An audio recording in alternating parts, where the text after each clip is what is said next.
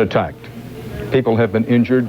If there are any fatalities, it is not yet known. We have no further details on a bomb, a car bomb, which was reported to have exploded outside the State Department in New York at the World Trade Center. It is a disaster of historic proportions. There's no getting around that.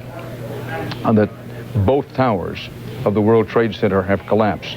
And now there's a report of some mysterious plane crashes in Pennsylvania. And to bring you up to date on that, Russ Mitchell. Thank you very much, Dan. Yes, there is a report of a large plane crash in western Pennsylvania at Somerset County Airport. According to the Associated Press, it crashed about 80 miles southeast of Pittsburgh.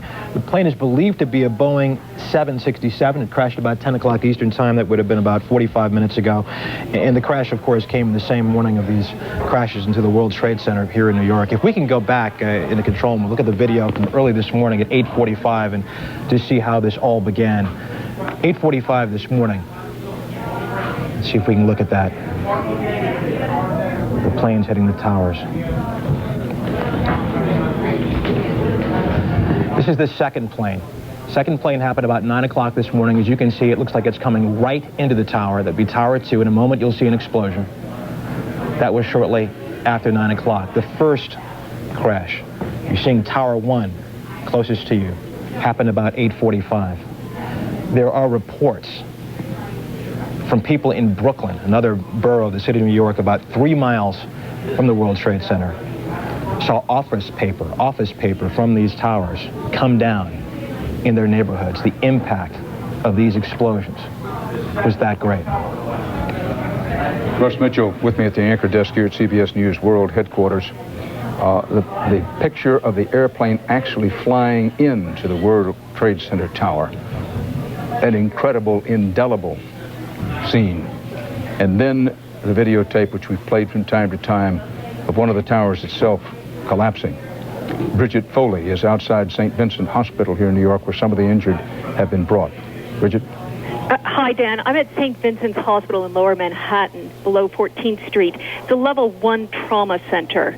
Hundreds of the wounded and critically wounded are expected to arrive here in the coming hours. On the sidewalk, the scene is scores, dozens of medics in scrubs waiting for people to come in. Ambulances are pulling up every few minutes, dropping off the injured, dropping off the critically wounded, and heading back downtown. On the sidewalk as well, priests, religious people, ready to give comfort if that's needed. The doctors here are asking for anyone in the New York area, that includes the suburbs, to please go to an area hospital and give blood. It's going to become critical as the wounded come into local hospitals. Also, one of the other big worries here is smoke inhalation. We've already seen dozens of people come in on ambulances, covered in debris, barely able to get onto the gurney or into a chair. It's a very disturbing scene.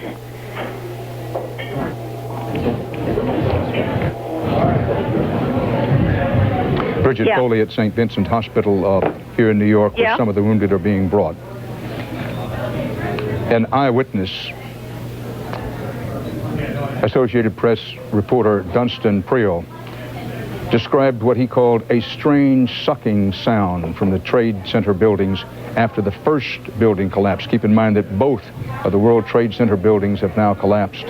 He described what he said was a strange sucking sound, quote, windows shattered, people were screaming and diving for cover. People walked around like ghosts, covered in dirt, weeping and wandering, dazed, unquote. And those people who were walking around like ghosts, covered in dirt, weeping and wandering, dazed, were, keep in mind, among the lucky ones. How many have been killed and injured in these coordinated terrorist attacks today, what President Bush has described as apparent terrorist attacks? The total number of killed and wounded, we simply do not know. Now we have an eyewitness who saw the World Trade Center building collapse. Tom, tell me, first of all, catch your breath and tell me what you saw, what you heard. I heard the plane go over. I was having coffee outside and downtown, and then heard the crash, and the first reports were that it was a plane.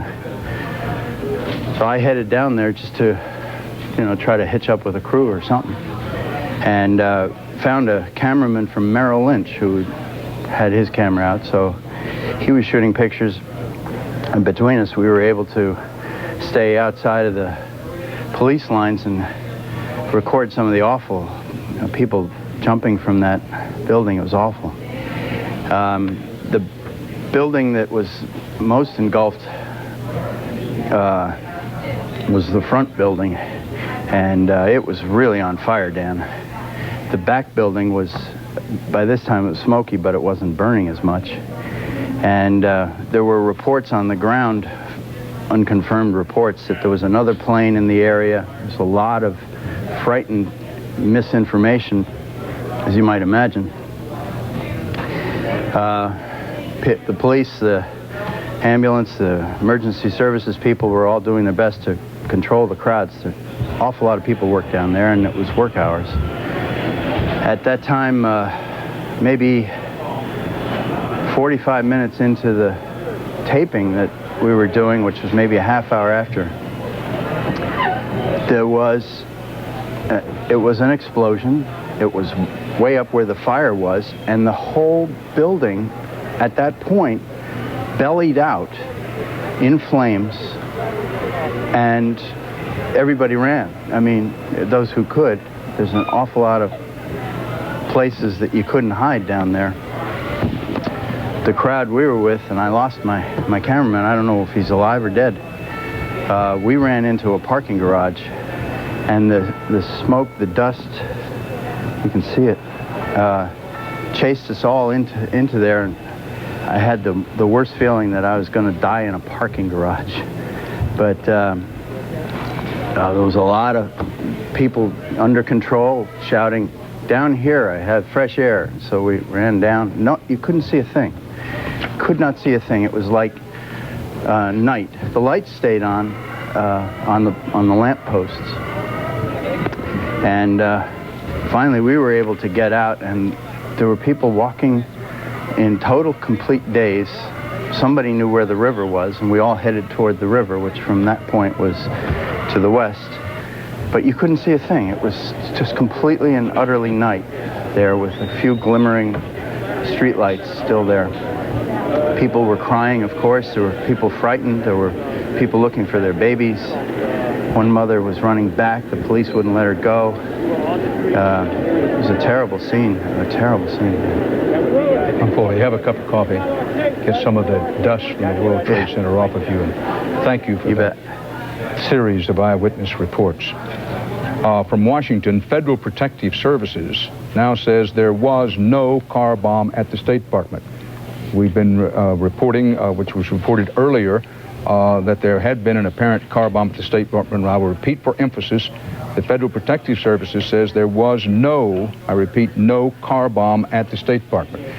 We've been saying straight through this morning that there are going to be those occasions when there are reports, rumors, speculation. We do the best we can to separate fact from reports, but it's inevitable that some first reports will be wrong. But these are the facts as we know them. What President Bush has called apparent terrorist attacks, 2 airplanes at separate times, not far apart, hit the World Trade Centers. The World Trade Center buildings have collapsed. About 50,000 people work, generally speaking, in those 110-story buildings at the tip of Manhattan. A short while later, an aircraft of some sort plowed into the Pentagon in Washington. There was an explosion and fire there. There have been some injured. If anybody is dead at the Pentagon, that is not yet known. American Airlines Flight 11, bound for Los Angeles from Boston, has been identified as one of the planes that crashed into the World Trade Center this morning. This is according to American Airlines officials, quoted by the Associated Press. We had passed along earlier that this Flight 11 from Boston to Los Angeles was reported to have been one of the planes that might have crashed into the World Trade Center. American Airlines now has confirmed that it was. The airline said the flight was hijacked after takeoff. The number of passengers on the plane could not be immediately determined.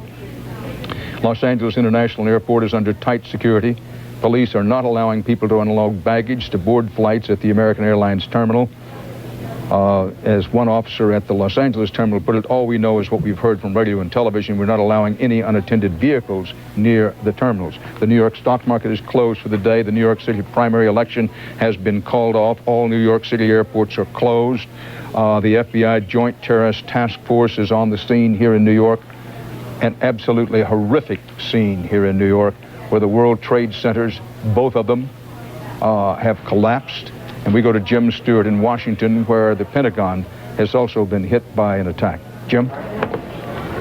Dan, we've just received word from the FBI that a United Airlines flight has apparently crashed at Camp David, the home of, or the retreat of the president.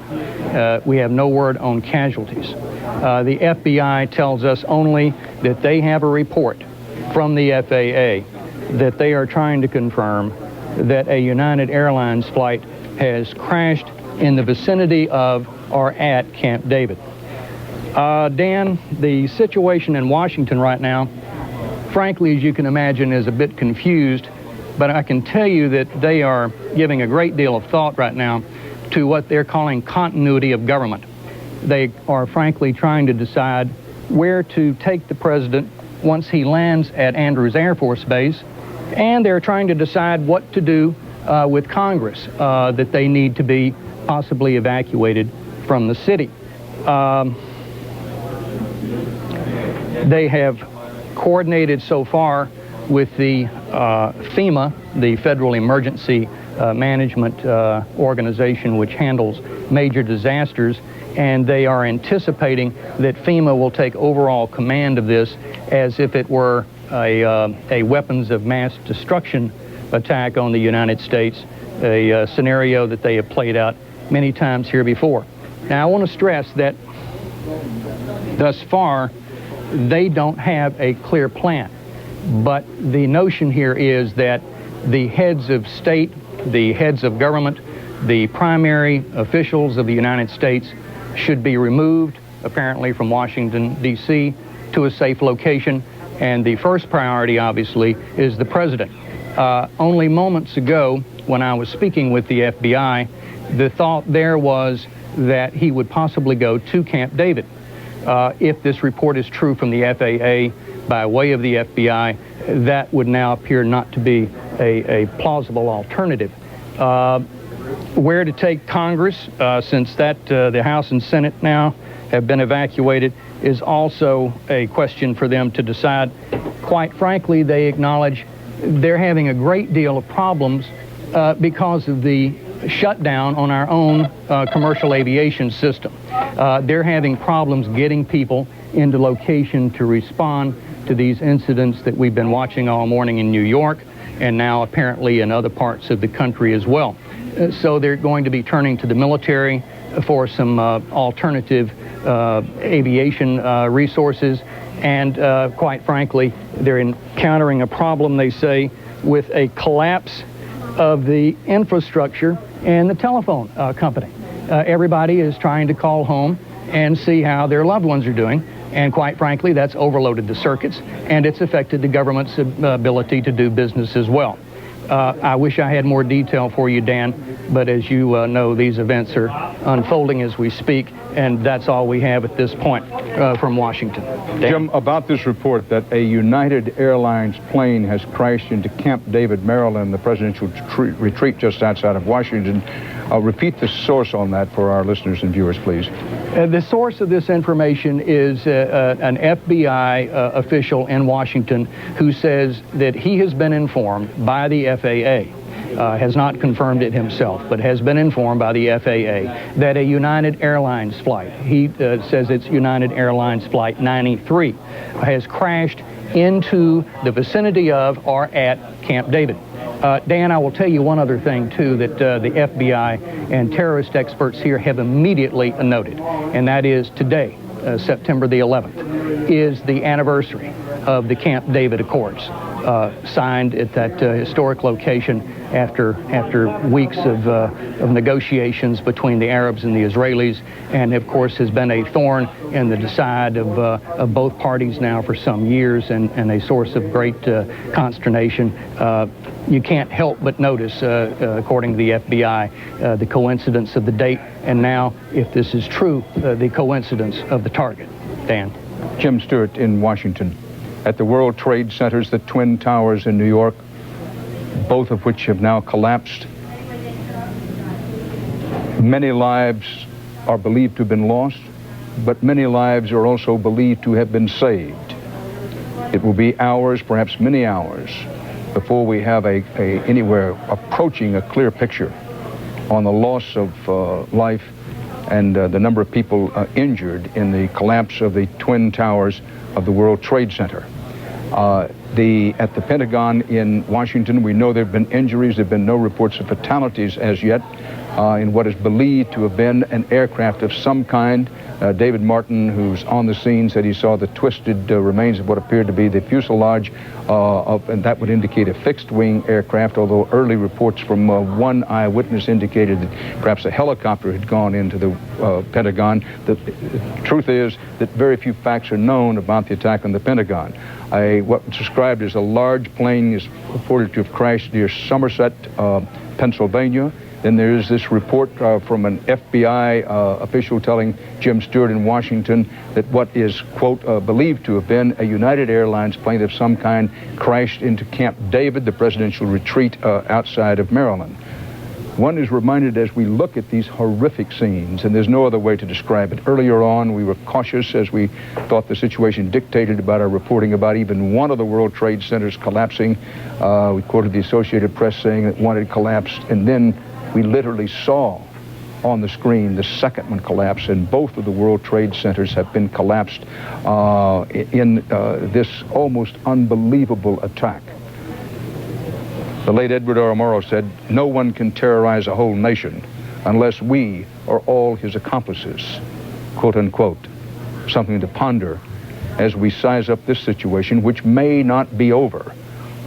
The picture that emerges, at least the initial picture, is one of a series of coordinated terrorist attacks. Do we know that for a fact? No, but the evidence at hand strongly indicates that that's what's happened. That an American Airlines plane on a flight from Boston to Los Angeles, according to American Airlines, is one of the planes that was hijacked and was crashed into the World Trade Center. Exclamation point, pause. If someone wrote it in a novel, it might be considered just a little beyond belief. Believe it, it happened this morning, according to American Airlines. The second aircraft that crashed into the other World Trade Center building, we've had various descriptions of it. No one knows where it came from or what it was. Mika Brzezinski is on scene in downtown New York. Come in, Mika.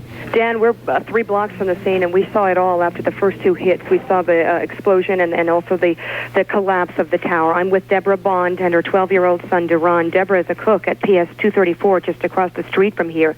She, too, is 3 blocks from the scene of this disaster, and I'm sure you've gathered by now that is way too close to the scene when this was all going down, because the soot and debris literally came upon us. If I walk outside the school right now, I am walking in 4 inches of soot and debris. Papers and checks from inside the World Trade Center have made their way. Pieces of offices and pieces of literally people's professional lives are just strewn all over the street. Deborah, you brought your son to work with you today because you thought it was safer to bring him to work with you. What did you both see?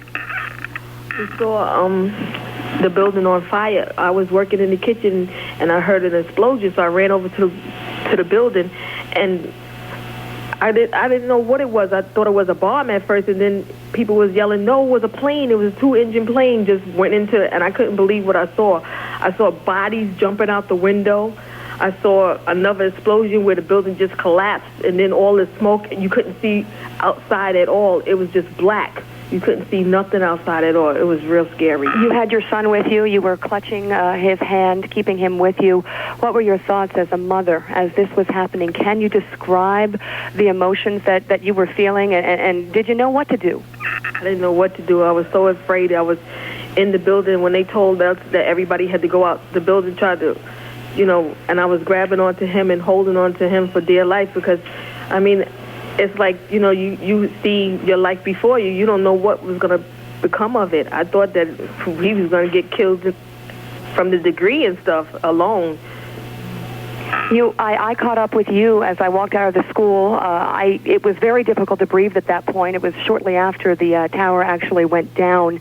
You had your mouth covered. Your son had his shirt over his face. You were coughing and trying to get away. Tell us a little bit about the chaos and exactly where did you think you would go at this point? Because I know we pulled you in here. We're actually, I should let you know, Dan, we're huddled in a small room inside PS 89, and literally you could watch when the collapse went down, the debris just rolled over the school. The school went black. It was as if it was night outside. And I pulled these two in here. Deborah, tell us a little bit about your feelings when you hear that this is a possible terrorist attack. I didn't know what to think. I was so afraid. On-scene report to, this is a bulletin from CBS News.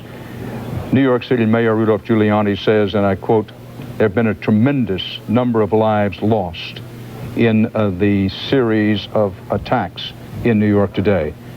New York City Mayor Giuliani says tremendous number of lives lost in New York. We'll go back to Mika Brzezinski as time goes along with more of our eyewitness reports from, but we're going to right now go to Jim Stewart in Washington as we look at these horrific pictures from the World Trade Center. We go to Washington. Jim Stewart. Dan, some details are starting to come into focus now. First, an update on the attack on the Camp David vicinity. Secret Service personnel tell CBS producer Bill Owens that there was no damage on Camp David itself. Apparently, the crash occurred near there. The presumption is that Camp David was the target.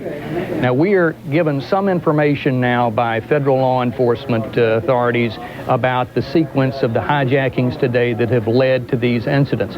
We are told, and Dan, I have to stress this is sketchy information, but we are told that there were 4 hijackings. The detail that we've been given thus far on those hijackings is American Flight 11, which is described as a 757 from Boston to the West Coast, United Flight 175 out of Dulles International Airport outside of Washington, D.C., American Flight 77 from Dulles to Los Angeles, and United Flight 93, which apparently was from Newark en route to San Francisco.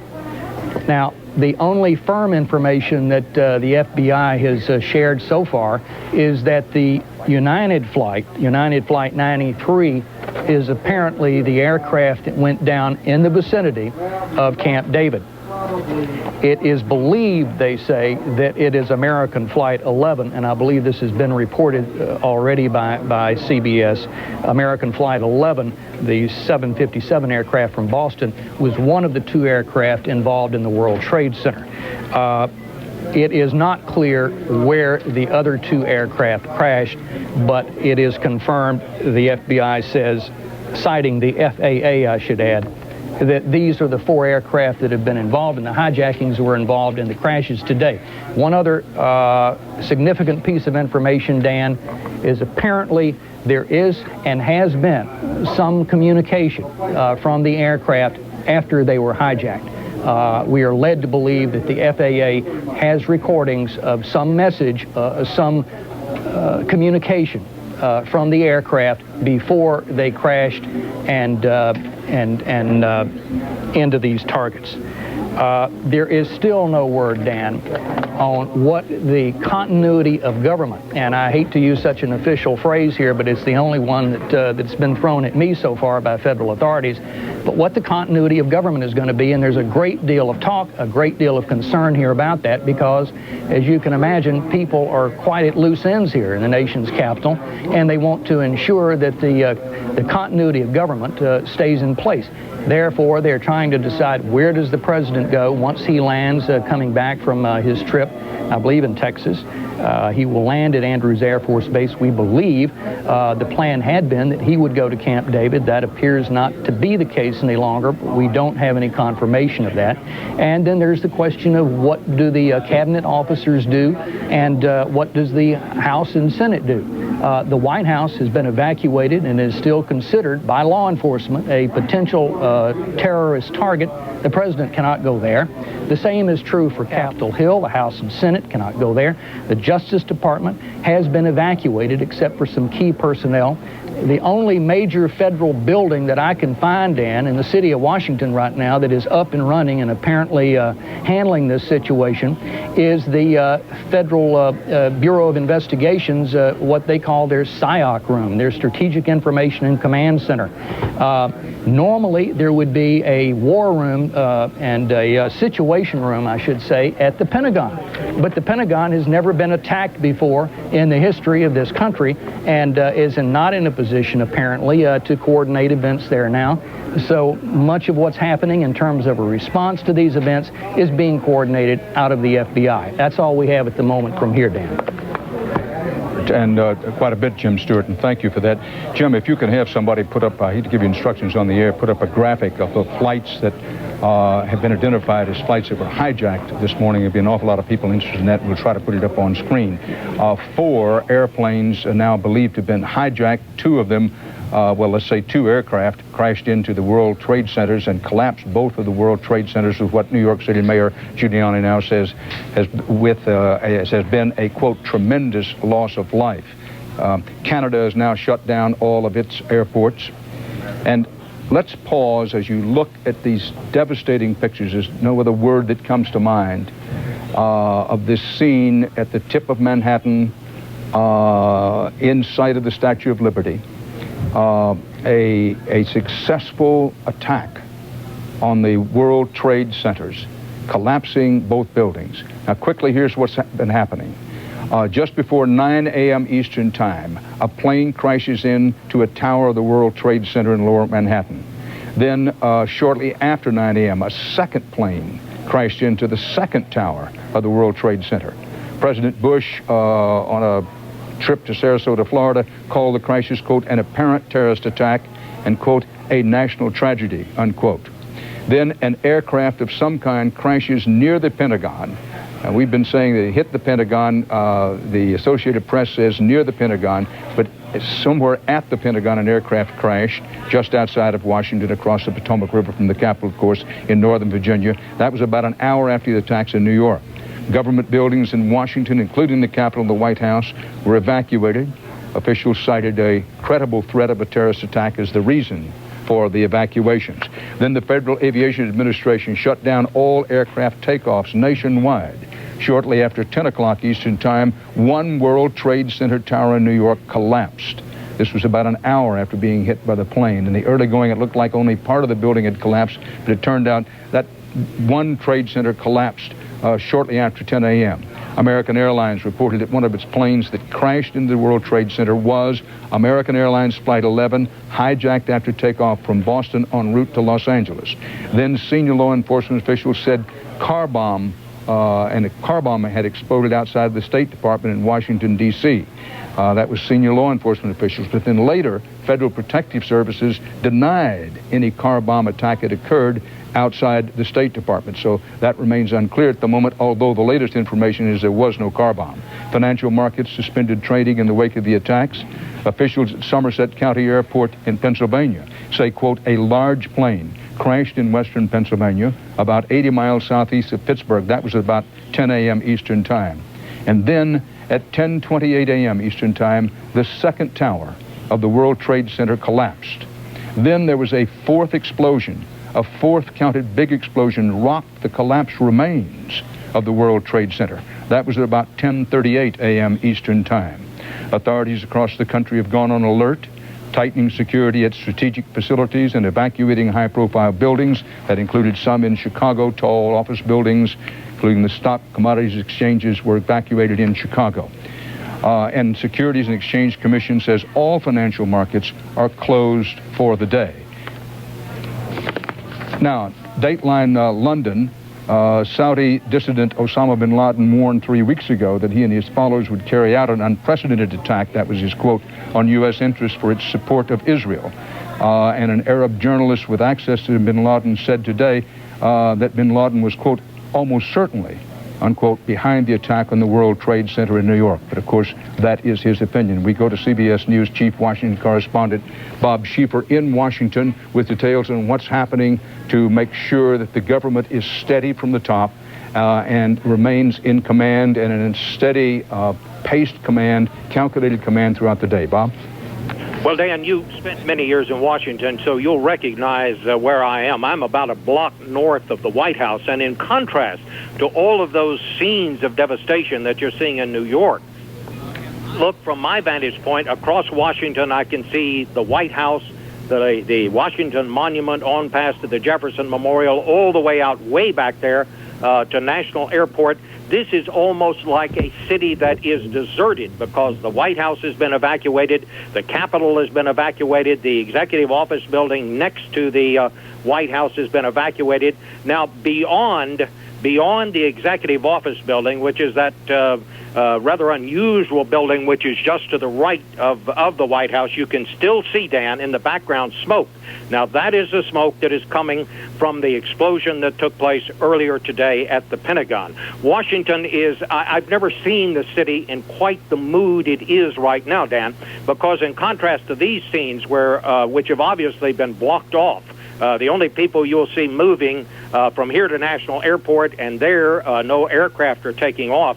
The only people that are moving at this point are the security people who are atop the White House. But, of course, the White House itself has been evacuated. But as you come into this area, the streets of Washington are filled with people. Many offices, many private businesses have closed for the day. People are out in the streets, and they are... I would describe the mood this way. If these terrorists, Dan, wanted to get the attention of the United States, they have gotten it. And I must say, I think back to that line that one of the Japanese admirals said after the attack on Pearl Harbor. He said, "I fear we may have awakened a sleeping giant." From what I can tell and from what I talk to people on the streets, the American people will not allow this to stand. This is a mood we're seeing on the streets of Washington that I have not seen in a long, long time. Now, to bring you up to date on some of the details, all of the government buildings have been evacuated. Members of the Armed Services Committee up at the Capitol have been called to a briefing. We know not where or how many people are being briefed.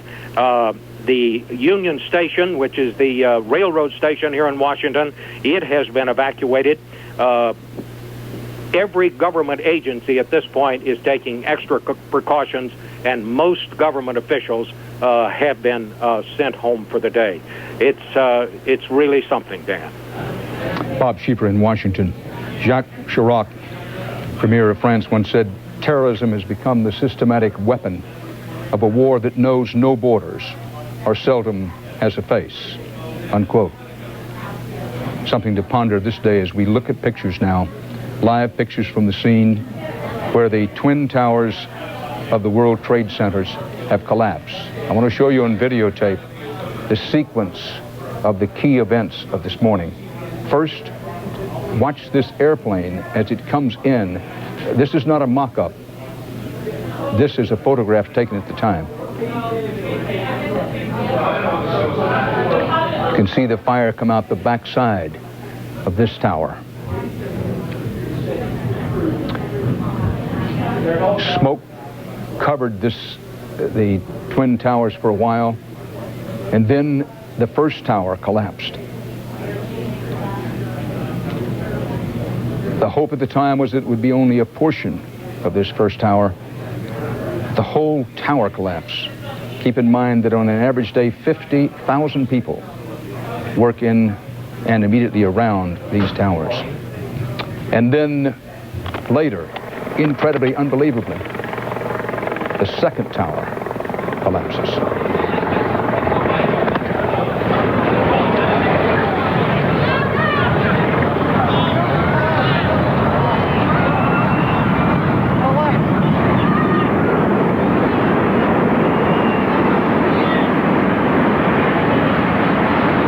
Before those towers collapsed,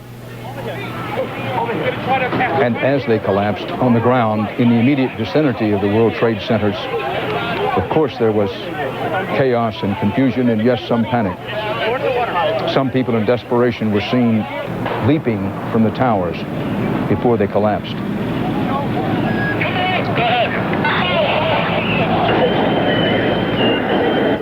More buildings are being evacuated downtown. Byron Pitts is there. Byron, they're now evacuating buildings around the World Trade Center? Yes, Dan. We're about 3 blocks away from the World Trade Center at PS 89, a public school here. A few minutes ago, firefighters running full tilt evacuated a building next to this school, screaming there's been a bomb or a gas leak. No one knew for sure. Everyone just ran as hard as they could. Dan, mark this down, 9:29. Standing a few blocks from the World Trade Building, that was the moment, it seemed to me, it went from shock to horror. That was the time when people on the street where I was standing, we saw the first person jump from the building.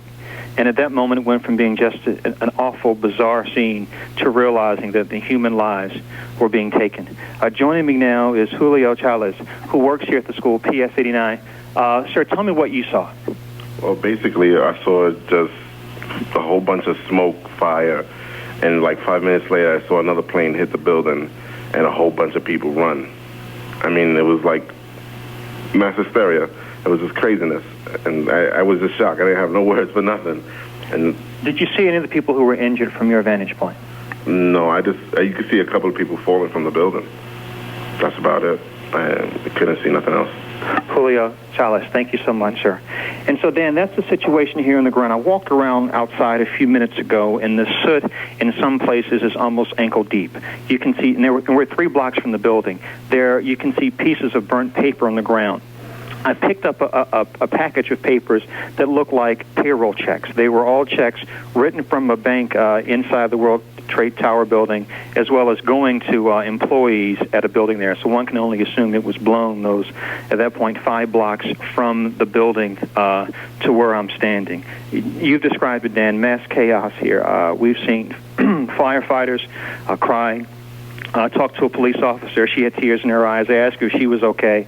She said no. She told me her sister works in one of those buildings.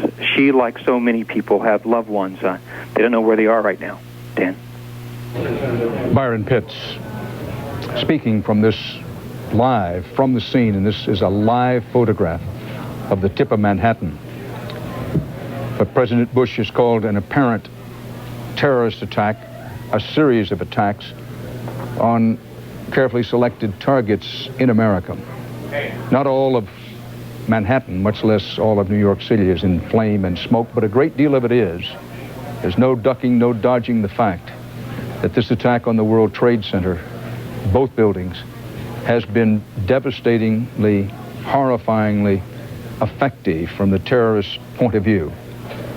Now, 4 airlines are reported to have been hijacked this morning. One of them, an American Airlines Flight 11 from Boston to Los Angeles, is said by American Airlines to be one of the 2 planes that crashed into one of the World Trade Center buildings earlier this morning. We're trying to confirm. We'd rather be last than be wrong with something. So we're trying to confirm what flights were hijacked. Now, United Flight 175 Dulles to Los Angeles reportedly, allegedly, and supposedly was one of the hijacked planes. United Flight 93 Newark to San Francisco is believed to have been one of the flights hijacked. There is also a report that American Airlines Flight 77 from Dulles to Los Angeles may, underscore the word, may have been one of the 4 planes hijacked. We'll try to pull this together for you on a graphic, but I want to restate, I don't think we can say it too often, and those of you who think we are saying it too often, please forgive us, that in a breaking situation of this magnitude, there are bound to be some reports that are wrong, and frequently the early reports are wrong. This much is not wrong. 2 of the World Trade Center Twin Towers both have collapsed. 50,000 people normally work in them. The mayor of New York says that there's been, quote, tremendous loss of life. Just how tremendous, we do not yet know. Many people killed, many people injured in the crash of the Twin Towers in New York. incredibly, an airplane hit, 2 airplanes hit, one each in each of the Twin Towers, and each of the Twin Towers collapsed. The Pentagon, an aircraft crashed at, some say near, some say in, but at the Pentagon. The first time in the history of the U.S. Defense Department that the Pentagon along the banks of the Potomac has been under attack. The Pentagon was hit by an aircraft. There have been injuries there. If there have been any loss of life, we do not know it. There's confusion about whether a car bomb went off around the State Department. The latest word from Federal Protective Services was that previous reports were wrong, that no car bomb went off. Jim Stewart has confirmed with the FBI that an aircraft of some kind crashed near, if not at Camp David, the presidential retreat in Maryland. Whereas President Bush, at last report, he was on a flight, of course on his Air Force plane, from Florida to Washington. The president was last reported in the air. Whether he will go to Washington or not has not yet been confirmed. In downtown New York, we have another eyewitness on videotape. The picture you are seeing is live of the collapse of the Twin Towers. This eyewitness is on videotape. I looked up and I saw the second plane hit. Had to be a commercial-sized airliner. What went through your mind? That it couldn't be real. Just that it couldn't be real. As you looked up there, I mean... Can of it. Got it. Well, that was the eyewitness in downtown New York as to what he saw. Now, President Bush, before leaving Florida, he was in Florida where his brother is in what is widely supposed to be a very tough race for re-election as governor. The president was down there this morning. He returned to his aircraft to return presumably to Washington, but before he did so, he made this statement. Today, we've had a national tragedy. 2 airplanes have crashed into the World Trade Center in an apparent terrorist attack on our country. I have spoken to the Vice President, to the Governor of New York, to the Director of the FBI, and have ordered that the full resources of the federal government go to help the victims and their families, and to conduct a full-scale investigation to hunt down and to find those folks who committed this act. Terrorism against our nation will not stand. And now, if you join me in a moment of silence.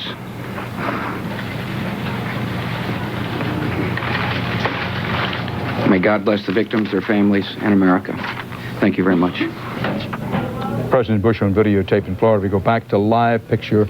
You're looking just past the Empire State Building, a majestic building just to the right of your screen, and then beyond the black smoke. And let us pause for just a moment here to let you think about what the president just said and about what's happened in our country and to our country on this day.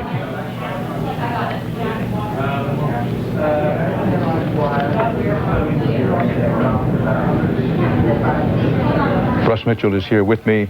Russ, telephone service, particularly in these areas of the Northeast, such as New York and Washington, is sporadic at best. That's right. The phone company is advising folks in the Northeast to stay off the phone if you possibly can. If you were calling someone in the Northeast and you get a circuits are busy signal, as I got a few moments ago when I tried to call a source in Washington, the word is don't panic. The circuits are busy. It's going to be like this all day if you're using a cell phone in the Northeast. It is very unlikely, we are told, you're going to be able to get out. That's going to be the case for the rest of the day.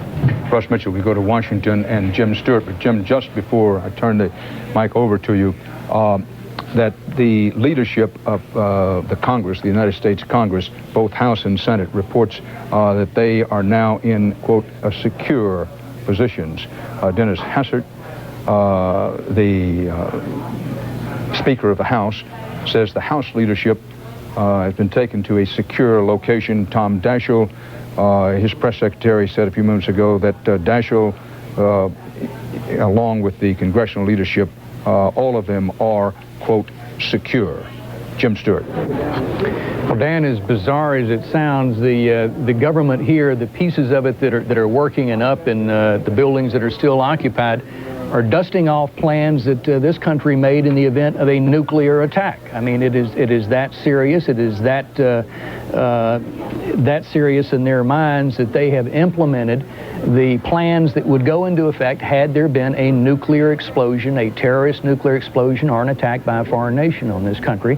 That means essentially that that you could see the military become involved in keeping a hold on things here in the nation's capital. We certainly haven't had that. Don't want to suggest that that's going to happen. But these are items that are being discussed. Specifically, where does the president go to continue his chain of command, his position in the chain of command? We've already heard now that some members of Congress have been relocated. In the past, that would have been to a location in West Virginia. I don't think that's the case any longer. There are secure places, though, outside the Capitol that presumably are being used.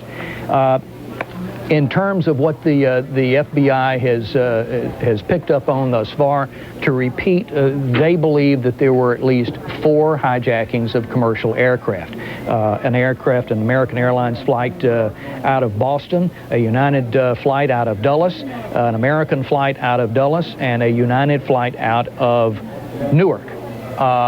The flight out of Newark is the one that is believed to have gone down in the vicinity, not directly owned, but in the vicinity of Camp David. 2 of the others, Dan, are believed to have struck the World Trade Center there in New York. It is still unclear to the FBI precisely what they're dealing with there at the Pentagon. David Martin, of course, is on the scene and has reported of the casualties and the obvious damage to the building. Collaterally, I'm told, that is impacted on the Pentagon's communications ability, and right now, the command center, if you will, for the nation's response to this attack is being run out of FBI headquarters at 10th and Pennsylvania. That building has not been evacuated. Justice Department across the street has been. Already, I would tell you that national security experts on Capitol Hill and those who advise the chain of command of this nation are talking of how do we retaliate. But the question is, retaliate against who? It is entirely too early to say who is responsible for this. That hopefully will sort itself out in the time to come. I will tell you, though, it is openly being speculated on in the United States security apparatus that Osama bin Laden is the only person who had the apparatus, the money, and the desire to pull off what he did. They are also pointing, Dan, as we said earlier, at the coincidence here of this date. And dates are extremely important in the terrorist world. Sometimes they escape the notice of the American intelligence. Obviously, this one did. We've been caught flat-footed, in the words of one senior official. But September the 11th, 1978 was the signing of the Camp David Accords, which has long been a matter of dispute and notation in the Islamic world. There is also a recognition among federal law enforcement officials that the attack on the World Trade Center is something that had to be expected, in the sense that it is the only target that Osama bin Laden and his organization have said would be a primary target in the United States as the symbol of this nation. And it was, of course, in 1993 that it was attacked, Dan. Jim Stewart in Washington. Dateline, New York, a police official speaking on condition of anonymity says that the number of trade center casualties still unknown could be, quote, in the thousands. In the thousands.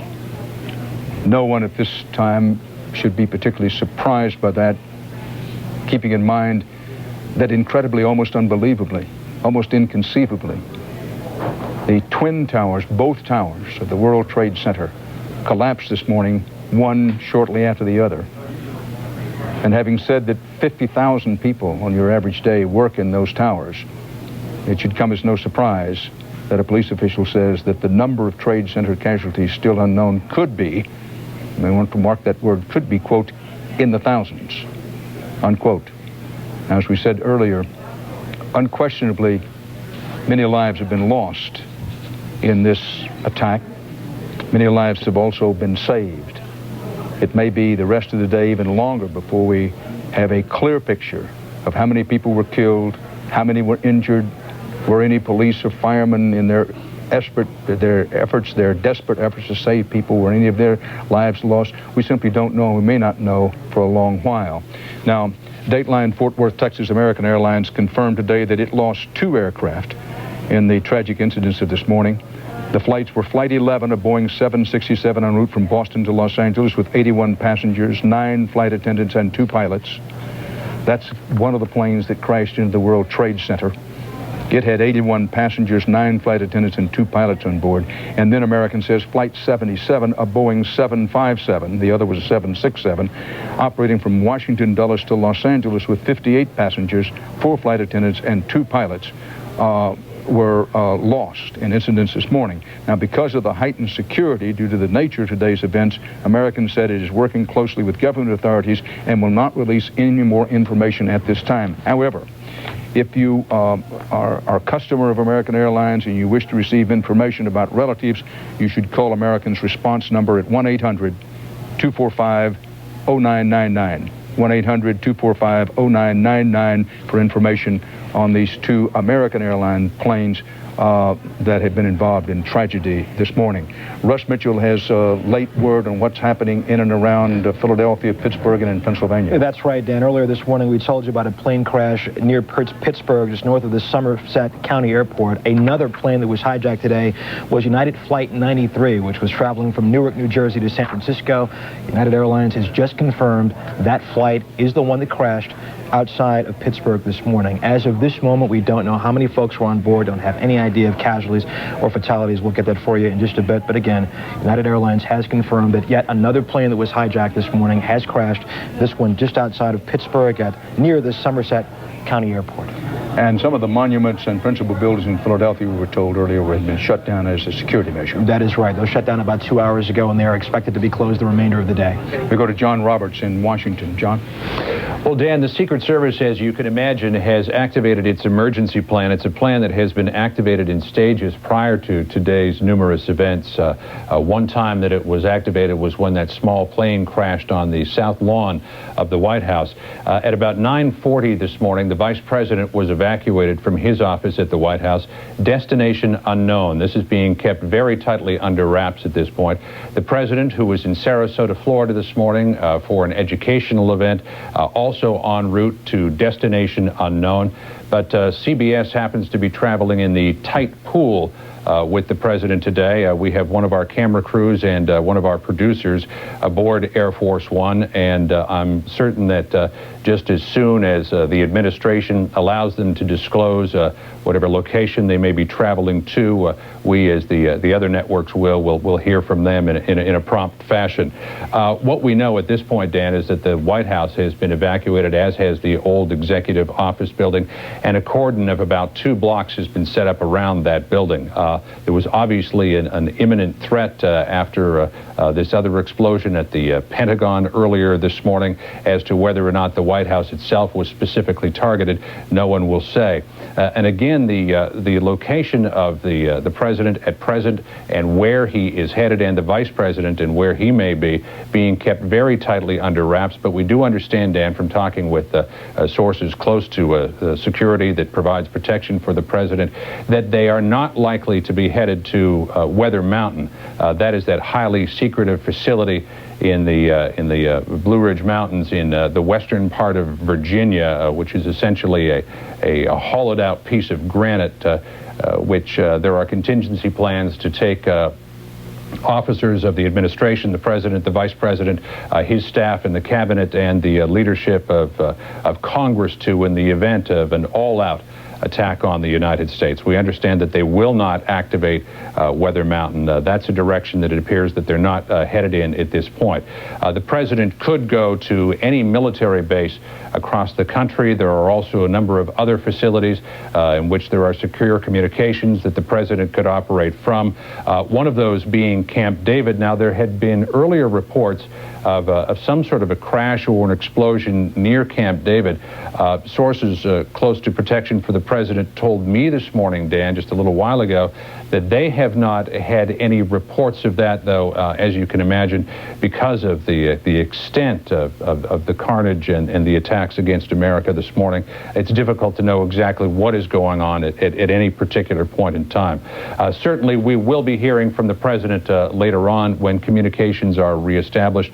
But for the moment now, Dan, what they're trying to do is make sure that the administration is in place to respond to this crisis, to ensure that the reins of government do not get broken, to ensure that they have communication with the leadership in Congress as well as the military. Those plans are in place right now. The president en route to a location where he can be assured of secure communications in contact with all of the officers that he needs to be in touch with. And again, Dan, we should be hearing from our people just as soon as they take the wraps off of this exactly where they are and what the immediate plan is. Dan?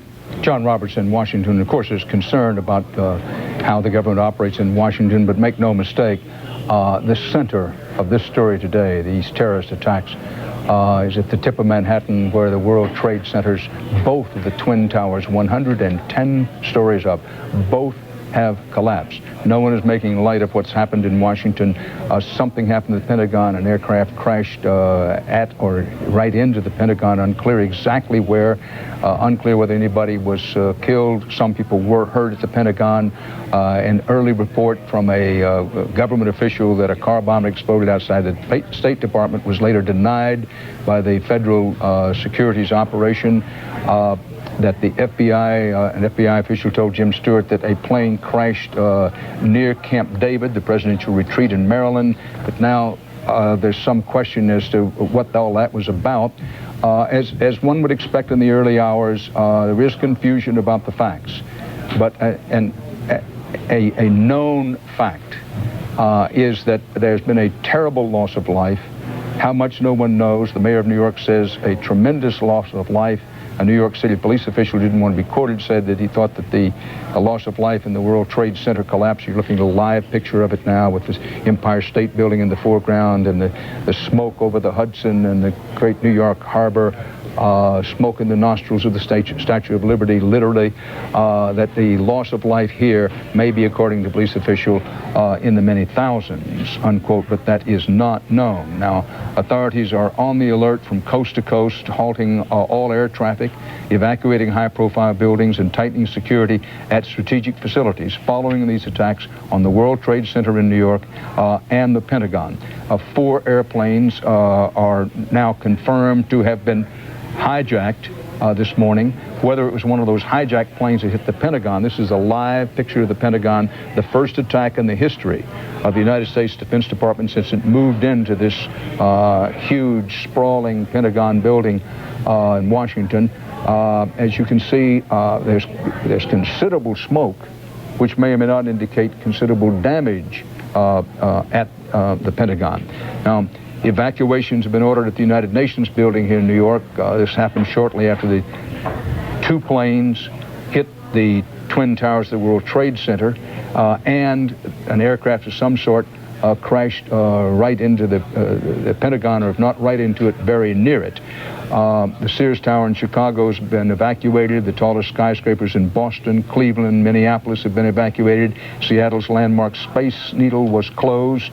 In Massachusetts and Maine, most state employees were sent home and state buildings were shut down. Military bases across the country have been placed on alert.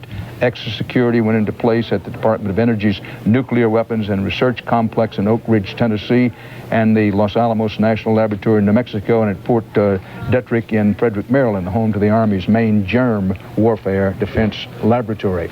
All of this happening as we face the fact, a brutal fact, that there has been a catastrophically effective attack on the World Trade Centers and additional attacks on the Pentagon in Washington, and possibly, reportedly, and we believe through an effort to attack Camp David in Maryland. I'm pausing for just a second as we get some new information in. However, that's not been totally confirmed, so I'll put it aside for the moment.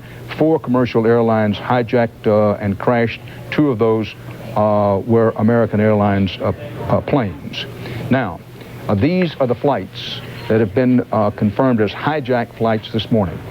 American Airlines Flight 77, Dallas to Los Angeles. American Flight 11, Boston to Los Angeles. This, American says, is one of the planes that crashed into one of the World Trade Center buildings. United Flight 175, Dulles to Los Angeles was hijacked.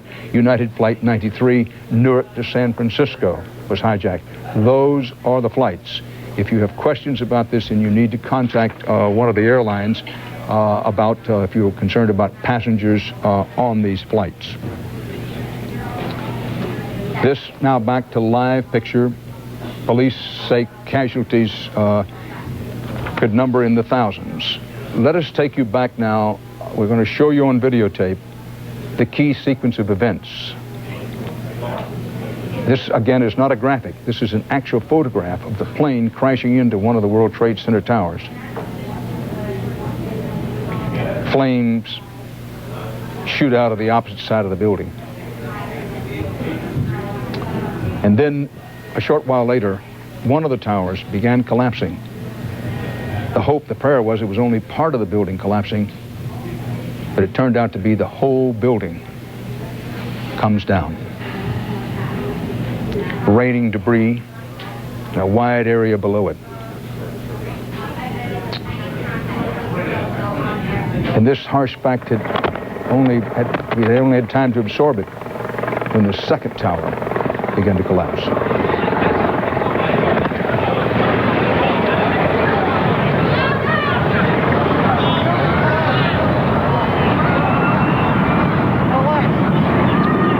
First one plane hit a World Trade Center tower, then another plane hit the other tower. One tower collapses and the other collapses. Carol Marine, our CBS News correspondent based in Chicago, is just back from this part of New York City. Carol? Dan, I think I was in the second collapse or an explosion right after that, because I was trying to make my way around Stuyvesant High School. I believe that's correct. I'm not a New Yorker.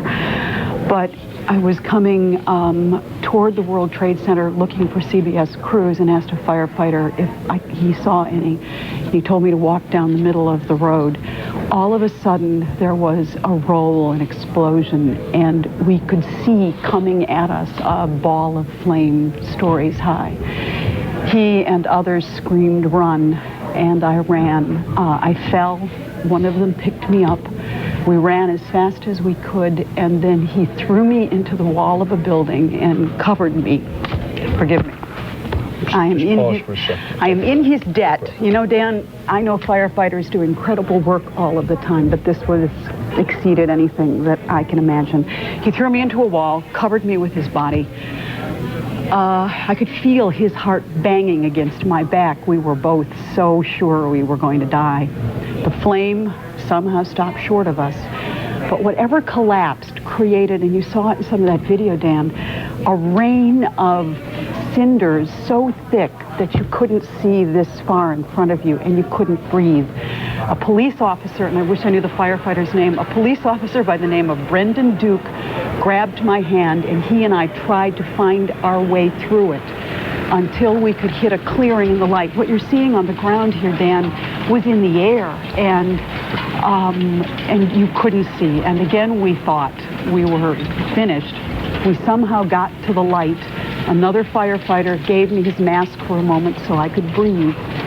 And then I made my way somehow through the smoke into the light to our crews. There was a cameraman there whose head was bloody, and he was trying to shoot and set up some of these shots there. The firefighters, the police, the crews, the people streamed toward me as I made my way to the Trade Center, sobbing and crying and trying to call home on dead cell phones, but they couldn't get through. There is so much fear out there even now because of gas main leaks. There was a point at which I watched firefighters run. Someone threw me forward. A paramedic truck let me jump inside and drove me halfway. And then a New York City bus driver opened his doors of an empty bus and drove me here to the broadcast center. To all of them, I mean, citizens of New York and have remained amazingly calm but deeply frightened. CBS News correspondent Carol Marine, still covered with the smoke and pieces of the debris.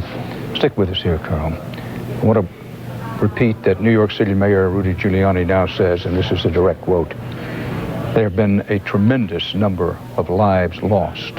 Certainly no one at this early hour can know how many lives have been lost. But it's impossible to watch the pictures of both of the World Trade Centers collapsing. Keep in mind these buildings were 110 stories in height each, with 50,000 plus people generally working there on a weekday, which this of course is. So when the mayor of New York says there's been a tremendous number of lives lost, there's no question that it is true. Carol Marine, did you see any bodies? Did you see anyone that you said to yourself, that person is dead? I saw people on stretchers that I was certain were dead.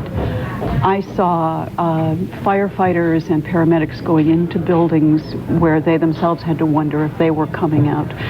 But there were a surprising number of people ambulatory and making their way out. I saw much more of that than I saw actual carnage. The concern that I heard from police and fire was that the people who were dead didn't make their way out of those towers, that most of the death is contained within those buildings.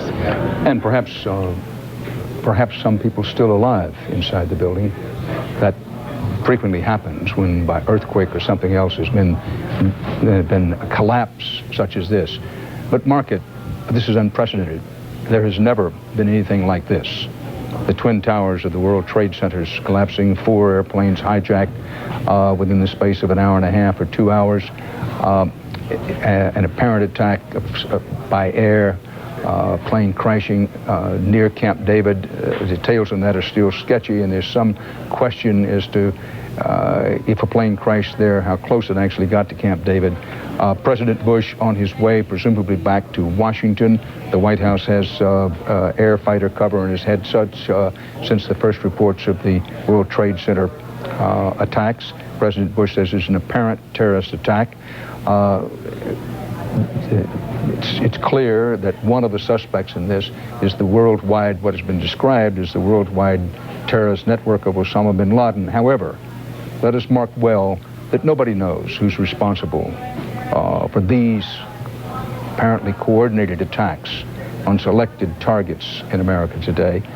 That out of London, a Saudi dissident who is connected with Osama bin Laden pointed out today, this is Mr. Abdel Bari Atwan, editor of a London-based Arabic newspaper, said, and I quote him, Islamic fundamentalists led by bin Laden were, quote, almost certainly behind the attack on the World Trade Center in New York. This is this one man's opinion. This man, who is well connected with Osama bin Laden, says it is most likely the work of Islamic fundamentalists. Osama bin Laden warned 3 weeks ago that he would attack American interests in an unprecedented attack, a very big one. Atwan told Reuters, and he said that he personally received information that Osama bin Laden was planning very, very big attacks against American interests, unquote. Now, those are the quotes of one man in London. We want to underscore, italicize, put in all caps, nobody knows who's responsible for these attacks. Osama bin Laden gets blamed for almost everything in the way of this kind of attack around the world. There's been considerable controversy and debate in the upper reaches of Western diplomacy and intelligence agencies about whether he alone is capable of pulling off these kinds of attacks. But all of that will be for later to sort out. Clearly, someone had coordinated attacks on these selected targets. Byron Pitts, our CBS News correspondent, is on the telephone from the tip of Manhattan. Byron. Dan, we're about 3 blocks away from where the planes crashed into the buildings. Joining me now is a security officer in the World Financial Center who was there when the first plane struck the building. Sir, what can you tell us? Okay, all I can tell you is that roughly at about 10 minutes to 9, I was in the lobby of one of the buildings of the World Financial Center when I heard a rumble. I went outside. I saw the first plane strike the side of the building. There was a lull. A fire started in the top of the World Trade Center building, and then about 5 minutes later, a second plane struck. Debris everywhere. People jumping out of windows of the World Trade Center trying to save themselves. literally jump into their deaths. Did you have the opportunity at all to evacuate some of the floors in the building you were in? Yes, we did. Quick thinking of our forces there, decided to get everybody out as quick as possible after the first plane struck. That little lull period before the second one came helped us greatly in getting thousands of people out of one of our buildings. Did you actually see the plane strike the building? I saw the second plane strike the side of the building because I was outside evacuating employees from our building at that time. That was when we witnessed people jump into their deaths literally from the side of the World Trade Center building while it was engulfed in flames. You were saying you've been near the scene recently. What was the situation? The situation there was that about 15 to 20 minutes later, the structure that was remaining of the World Trade Center buildings caved in and fell straight to the ground, literally covering everybody that was within a quarter-mile radius of that building, myself included, was stuck in the lobby area until the fire department came and got me out. You were saying that I've heard you on the radio talking to some of your colleagues. What's the latest information you're getting from the scene?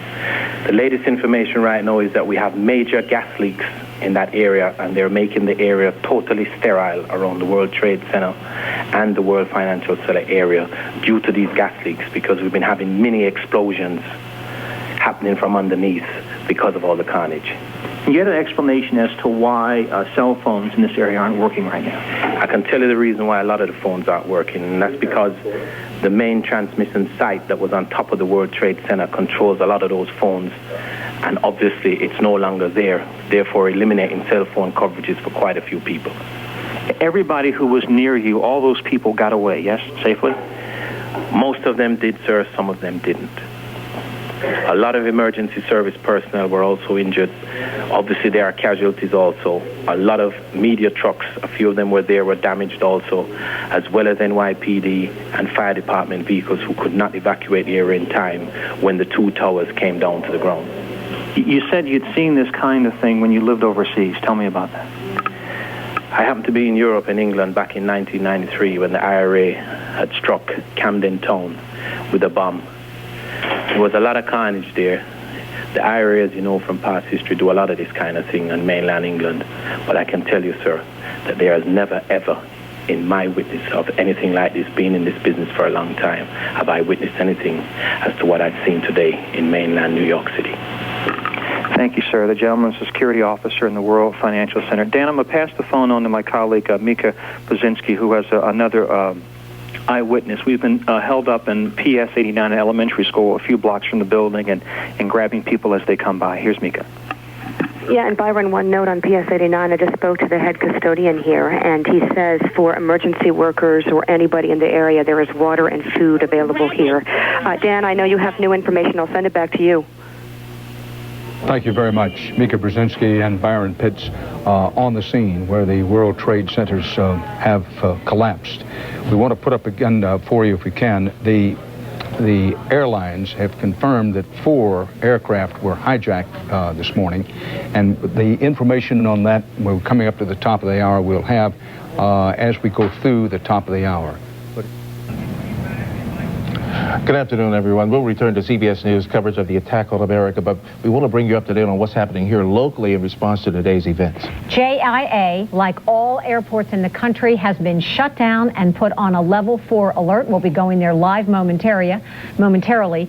All area military bases have sent non-essential personnel home, and the bases are on heightened security. And all area schools in all our surrounding counties in Northeast Florida and Southeast Georgia are open. Now, we have team coverage of what's happening locally. We'll start with Jennifer Walsh. She's at Jacksonville International. Jennifer?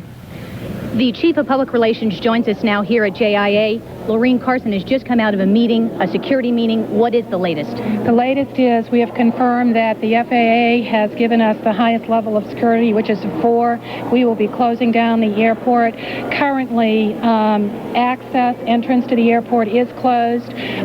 We have all of the diverted flights down, landed. We are now processing all of those passengers, and as soon as everyone is processed through the airport, which we expect in the next couple of hours, it will be closed. We will be conducting a sweep, a security sweep with our dogs of the air cargo area in all of our concourses, and the airport will stay closed until further notice. Is this a result of anything that might have happened within the last hour that we spoke? Any threats that might have been received here at the airport? No, I'm not aware of any threats here at the airport. This is part of our security. Okay, great. Thank you very much. Again, the airport has been closed for an indefinite amount of time. Right now, you're warned, please, no one come to the airport, even if you have flights for later today. Best thing to do is to call the airlines, and we'll continue to bring you more. For now, we're live from JIA. I'm Jennifer Waugh. Jennifer, one quick question before you go. Do you know how many flights were diverted to Jacksonville International Airport? Rob, so far what we've heard is 25 flights have been diverted. Many of those passengers have been in the air all morning and had no idea about what has happened around the country. Many of them concerned that perhaps the diversions were as a result of mechanical problems. You can understand that they were much more relieved when they arrived to know that, in fact, it was not mechanical problems. However, the tragedy really set in afterward. Of course, we'll continue to follow this, Rob. Thanks a lot, Jennifer. Now we want to check in with Brad Puffer, who is joining us from Mayport Naval Station. Brad? Well, both here at Mayport Naval Station and at NAS Jacksonville, I'm told they are now at ThreatCon Charlie. That's an increased level of security. I want you to take a look at our Eagle Eye camera, which is looking about 600 feet down where the gate here at Mayport is. There is a long line of cars here, most of them trying to get into the base. Right now, the increased security measures include restricting access to the base. They are checking all the decals on all the cars, and they are also doing spot checks of random vehicles. Now, they have also sent home all non-essential personnel here at the base. First, all the contractors working on the base were sent home, and then after that, they sent home all the people working for Raytheon, for Lockheed Martin, and any other civil service personnel on the base. They sent home today. Only Navy personnel will be allowed here on base today. Again, an increased level of security at the base. And right now, we are also told that the ship sent out from this morning had nothing to do with the actions today. We're live here at Mayport. I'm Brad Puffer. All right. Thanks a lot, Brad. Now, Jim Pickett is downtown where I think at least one building was evacuated downtown. Jim, can you tell us what's going on downtown? Well, we're right at the Emergency Operations Center. The evacuated building, the federal building here, at least a new courthouse that they were constructing. The workers there have been sent home as a safety precaution. Now, behind me here at the Emergency Operations Center, the mayor and the sheriff and other city leaders are going to be meeting. They're trying to assess the situation, what the city should do. One thing to note, Jacksonville is a metro medical response city, meaning we've been trained to handle mass casualties as the things that we've been seeing. They're getting all of their preparations they're preparing here in case there should be any problems. Now, they're meeting at noon. They're gathering now to going over the information. They said they're going to be having a briefing sometime afterwards, and of course, we'll bring that information along to you. But the situation downtown, the city hall is still open. We understand that some of the federal workers have been sent home. We know that the people who are doing construction on the new federal building have also gone home. We're live from the Emergency Operations Center. I'm Jim Pickett. Thank you so much, Jim. And we have just received word that another commercial airliner has crashed. This a United Airlines jet in the Chicago area. We invite you to join us every half hour for local updates. You can also go to us at news4jax.com for updates throughout the day about local response to this horrible tragedy. People. The 767, depending on the configuration, even more than that. So we're talking about the possibility of 800 to 1,000 people just on the airplanes. Each of the airplanes also is heavily loaded with fuel. I don't know, because we don't have the manifest, how much fuel was on each plane, but it's a reasonable guess. It could be 15,000 pounds, maybe 20,000 pounds. There's a tremendous heat source, a tremendous force, and you can imagine, and we saw in the pictures, just how devastating that is. When one of these planes crashes anywhere in the world, it's a catastrophe of a major proportion. To know that 4 now have crashed, and in populated areas, and apparently as the result of a deliberate act, really is an act that describes any or escapes any kind of description. The FAA is a little hesitant with the information today because, frankly, the shots are being called from higher up. The White House, National Security Council, and the FEMA emergency response people are all giving the marching orders. It's going to be some time before we know how many people were on the planes, where the flight crews were from. We know where they were flying to and from, but before we know anything about the human side of this. And then the big question is, how could it happen? How could presumably terrorists of any sort, hijackers, take over 4 commercial airline planes all in a very, very compacted period of time.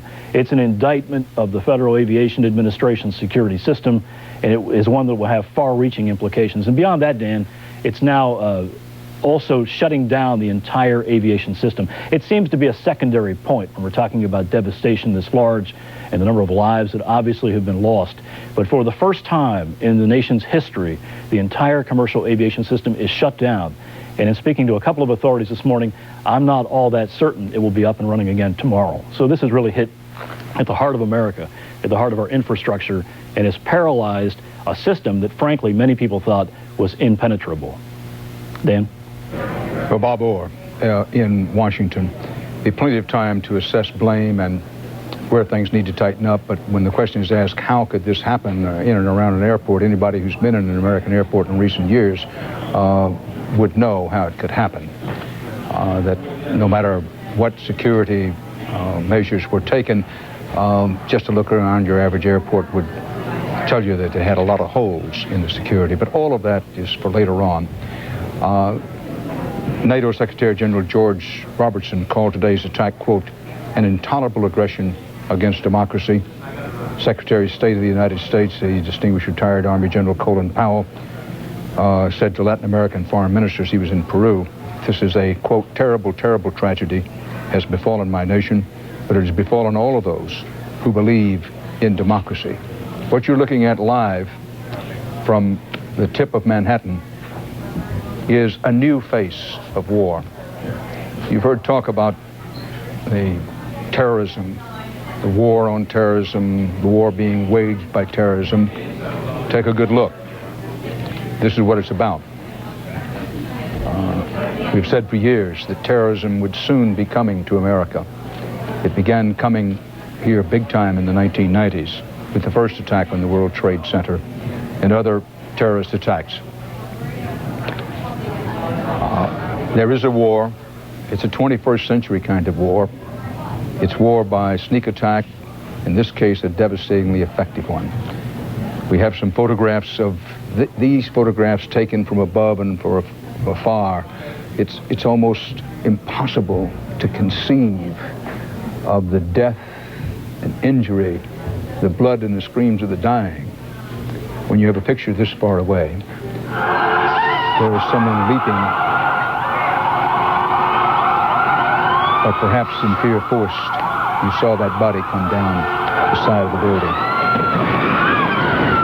The second plane hit the other tower at this time, is our belief. I'm just going to let the pictures speak for themselves for a moment.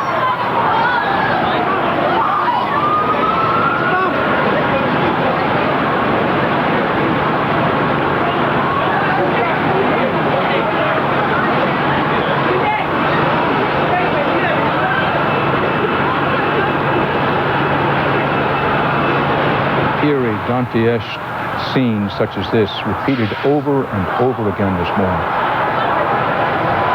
That area of Manhattan, New York City, once occupied by the majestic World Trade Center buildings, an indescribable scene of death and destruction, where it was real blood and real screams of the dying. People seen leaping or being forced out of the building at fairly high levels. And when those buildings collapsed, that concrete and steel that came crashing down covered a wide area, a horrific sequence of destruction. And then there's this strange event, perhaps series of events that happened in Pennsylvania. Russ Mitchell has details on that. Dan, that's right. One of the planes that was hijacked this morning apparently crashed outside of Pittsburgh, Pennsylvania, near the Somerset County Airport. This was United Airlines Flight 93 traveling from Newark to San Francisco. United Airlines has now assigned a number for families of victims to call. That number is 800-932-8555. Again, that's 800-932-8555. That's the number for families of victims of United Flight 93, which was hijacked this morning. It was en route from Newark to San Francisco and crashed outside of Pittsburgh. And Dan, as you're right, we watch this. It's surreal. We were just talking about it in the newsroom. It's like watching a movie. It really is. Only, of course, it's not. The new face of war. And in Washington, where the Pentagon has been hit with at least some injured, if anybody's been killed, we're not yet aware of it, but we'll say that very little, if any, information has been coming from the Defense Department itself, and that is not a criticism. Understandably, they're focused at the Pentagon on trying to handle the situation. Now, President Bush was, at last report, flying from Florida, presumably to Washington, but we don't know that he's actually coming to Washington. We are told that the Vice President of the United States, Dick Cheney, is in charge at the White House at this moment. He's in the Situation Room, which is below ground level in the White House. Those of us who covered the White House over the years, been down there many times. It's your Situation Room deep in the bowels of the White House. Told that Vice President Cheney is in charge there. Condoleezza Rice, who directs the National Security Council, and their chiefs of staff are down there with them, coordinating government responses. And the Situation Room is being run by Vice President Dick Cheney and Condoleezza Rice, who formerly at Stanford University and now runs the National Security Council, while President Bush returns to Washington, if indeed that is his final destination. Again, let's pause and let the picture speak for itself. The Pentagon, the heart and soul of the U.S. Defense Department, headquarters of the U.S. Defense Department, has never been attacked before. A portion of it is now in flames.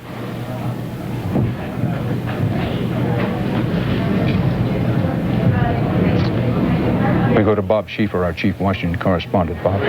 Well, Dan, to give you some sense of just how big that explosion was at the at the Pentagon. Now, I'm about a block north of the White House, some miles from the Pentagon, but as you look over my shoulder and look directly across the old executive office building, you can see there are still these huge clouds of smoke billowing out of the Pentagon.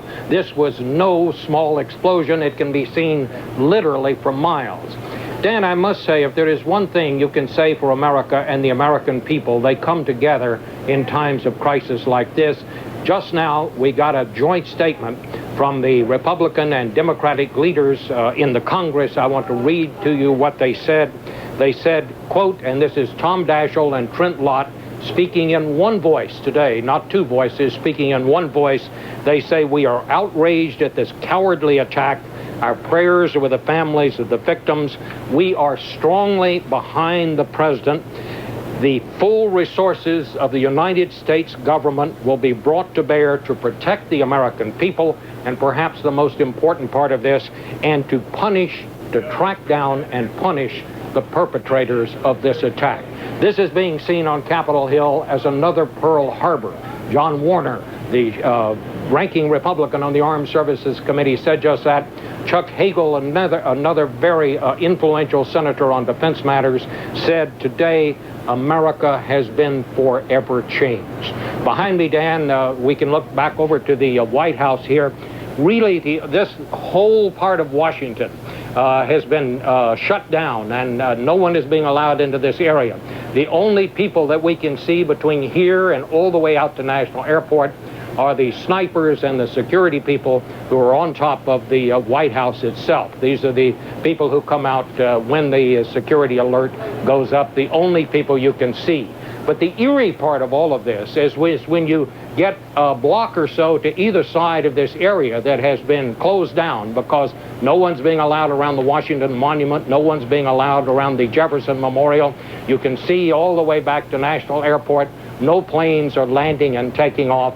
But if you get a couple of blocks on either side of this area, the streets of Washington are teeming with people because many private businesses, the big law firms, the lobbying agencies, the other businesses that are a part of any metropolitan area, many of those have been shut down, and people are out in the streets, and they are in a state, I must say, of quiet rage. I said this before a little while ago, but I've never seen anything quite like the mood we're seeing right now. This is being taken very seriously, and my guess is, Dan, that those congressmen who are saying on Capitol Hill this is another Pearl Harbor, that is exactly a reflection of what the mood of the general public is, at least here in the nation's capital. Dan. Another day that in American history will live in infamy. This is perhaps the most audacious terrorist attack that's ever taken place anywhere in the world. Quote, unquote, from Chris Yates, aviation expert at Jane's Transport in London. He said, "It takes a logistics operation from the terror group involved that is second to none. Only a very small handful of terror groups is on that list. I would name at the top of the list Osama bin Laden," unquote, Mr. Yates. Now, it should be noted that a number of U.S. intelligence operatives and those overseas have been saying for some time that to focus entirely on Osama bin Laden has been, quote, a mistake. And many of those people believe that countries such as Iraq, Iran, to name two, have been involved in efforts to deliver serious blows to the United States. But all of that is by way of background. I want to emphasize that nobody knows who's responsible for these attacks. It may be a long while before anybody knows who's responsible. And Bob Schieffer reported accurately that rage is one of the words of the day in Washington. However, what's been learned in the past, and this is according again to very experienced American diplomats and intelligence agencies, that naturally there's rage when something such as this happens, but that patience and thinking it through are very important carry-ons, follow-ups to rage. Much of that will be discussed in the days ahead as the U.S. government and the people of the United States think about the response to this new kind of war and these acts of terrorist war today. CBS News correspondent and my friend Harold Dow has been down in the area of the World Trade Center. Welcome back, Harold. Thank you, Dan. Tell us what you can about what happened down there in brief, and then I want to come back to you after we show some pictures. But give us a summary of what you saw. Sure. Got into work about 9 o'clock and went down there. And as soon as I arrived, Dan, you could see the smoke at the building. The plane obviously crashed at the top of it. And then we heard this huge explosion. It sounded like a freight train, and you knew the building was coming down literally. And when I talked to you on the phone the last time, I was literally running for my life. People behind me were also running, and I don't think a few of them made it. A lot of the debris from that building was falling down, the glass. Of course, law enforcement officials, emergency vehicles were surrounding the building, obviously trying to help those that they could, and a lot of those vehicles were covered with this debris. Devastating. I've never covered anything like this in my life. That building literally became a bomb itself. Never covered anything like it in your life because nobody's ever seen anything like this in their life. This scene as one of the World Trade Centers came crashing down. It looked like a scene from the end of the world. It was the end of the World Trade Center. This is a videotape from around 10 o'clock Eastern Time this morning. We also have some close-up pictures here. You see some bodies coming down with the debris from the upper tiers of the World Trade Center. Just in from New York City, the National Guard has been called out to help with the situation in New York City. No surprise there. With a situation such as this, you have a tremendous New York City Police Department and an equally tremendous New York City Fire Department, among the best in the world. But in this kind of situation, backup is needed. And backup is on the way in the form of the National Guard, which has been called out as a precautionary measure and also to help. But again, let's stop talking and let you watch and saw these scenes earlier this morning.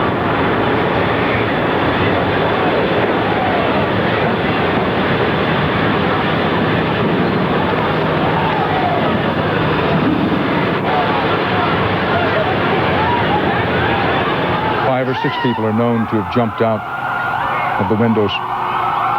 Witnesses on the street screamed every time another person leaped. Faced with fire in a collapsing building, one can say, well, why did they leap? But one can also say, what else were they to do? People ran down the stairs in panic. Some of them managed to get out of the building. Pieces of office paper from the World Trade Center drifted out over Brooklyn like snowflakes. Brooklyn, maybe 3 miles away. Harold Dow was there, and again we bring him in live from our studio now to describe what it was like on the ground after this tremendous steel concrete avalanche came down. Harold? Well, Dan, a lot of the people that I was running with were angry. They want the person or people responsible for this brought to justice. They were very angry about what happened and the fact that they had loved ones and people they worked with in those buildings. It's just a devastating scene. I know that the last time that these towers were hit, it was done with a truck laden with bombs. This time it was by air. No one had a chance to do anything to save themselves. And once that thing started coming down, there was literally nothing you could do. The smoke, the ashes, you couldn't see. You didn't know which way was uptown, which way was downtown. Difficult situation to be in. In addition to the 2 World Trade Centers, each hit by an aircraft, and then there were subsequent explosions. Hard to know whether these were explosions planted in the building, I mean, who knows, or touched off by the crash of the planes. But the fact that both of the World Trade Center buildings collapsed would indicate certainly going to be a prima facie case to some that there were perhaps pre-positioning of explosions. Yes, this is speculative, but what else can one come up with when you say both of these towers collapsing?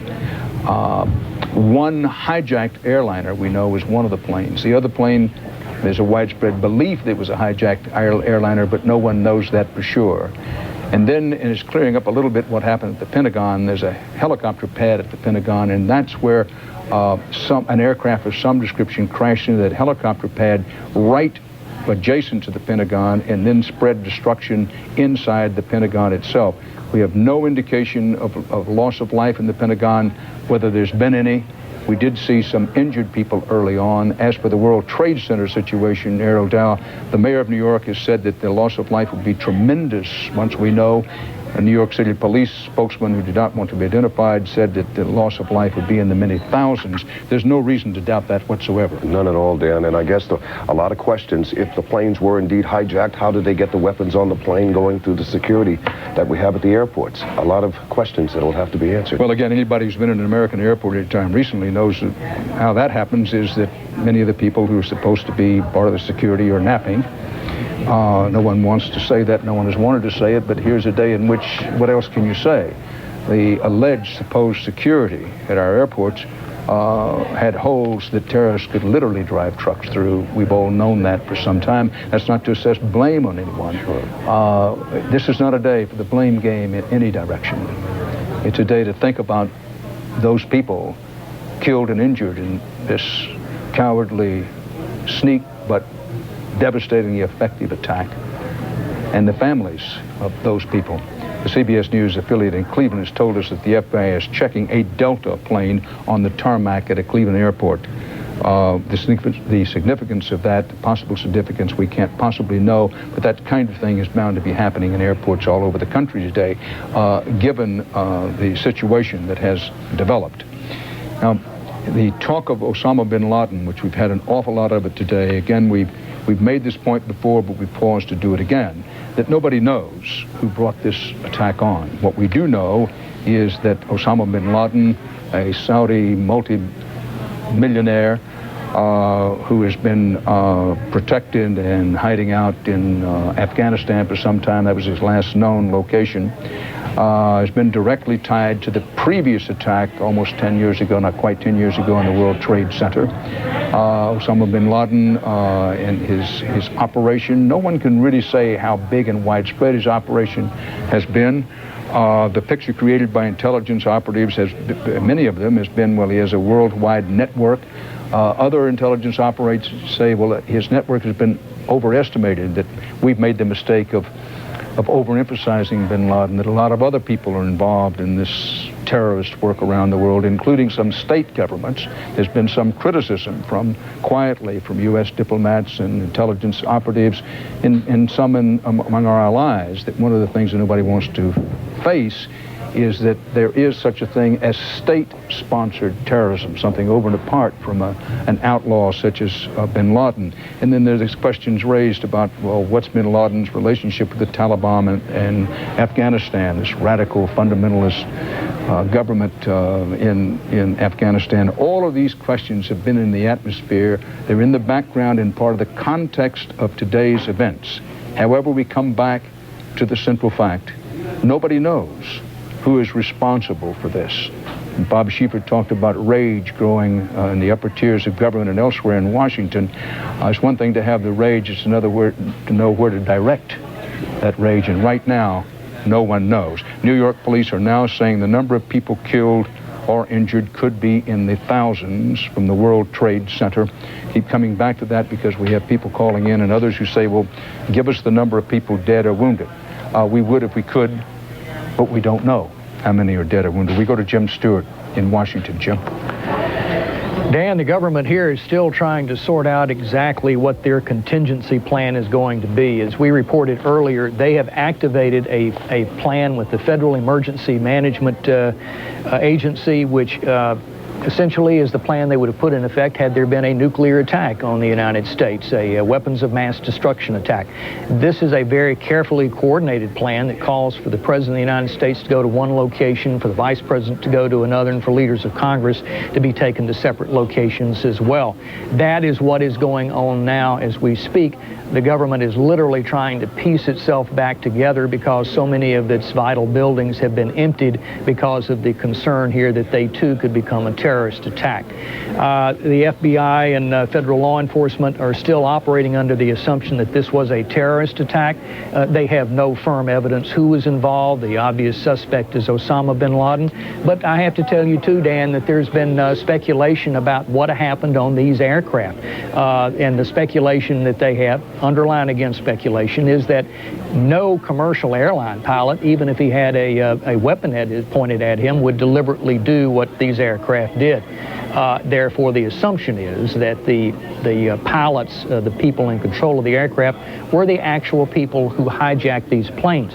As we reported earlier, Dan, there apparently was communication between the aircraft that were hijacked and the Federal Aviation Administration. It appears that maybe there was just enough time to alert the military that some of these planes had been hijacked. There was not enough time, I know this for a fact, to notify the FBI and its hostage rescue team, which would ordinarily be deployed immediately. So it happened very quickly. The plane, for example, that struck the World Trade Center, we know left Boston. It immediately was diverted. It was outside of its normal path, if you will, from what it should have been. And there was communication back and forth between the aircraft and the FAA. What was said, we do not know. We don't know whether that communication was an announcement that we have taken this aircraft hostage, or we don't know whether it was a plea for help from the pilots themselves. We do know that there was some sort of communication.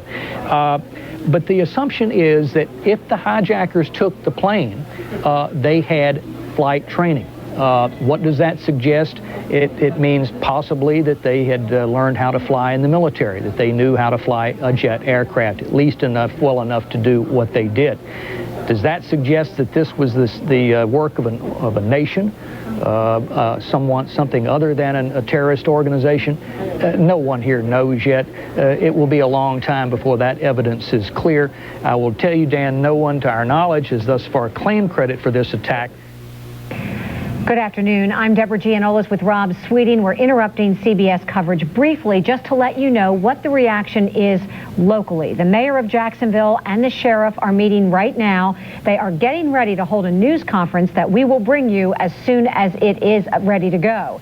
Officials at the Jacksonville International Airport are in the process of shutting the airport down. And the Federal Aviation Administration has suspended all takeoffs from the airports nationwide in the wake of all of these attacks in New York and in Washington. Channel 4's Jennifer Wise at JIA. She joins us now live with what's going on there. Jennifer? And joining me is Lorene Carson, who is the chief public relations person here at JIA. This morning, 9:30, planes were grounded. Now we've seen that the airport is closing. What preempted this, Lorene?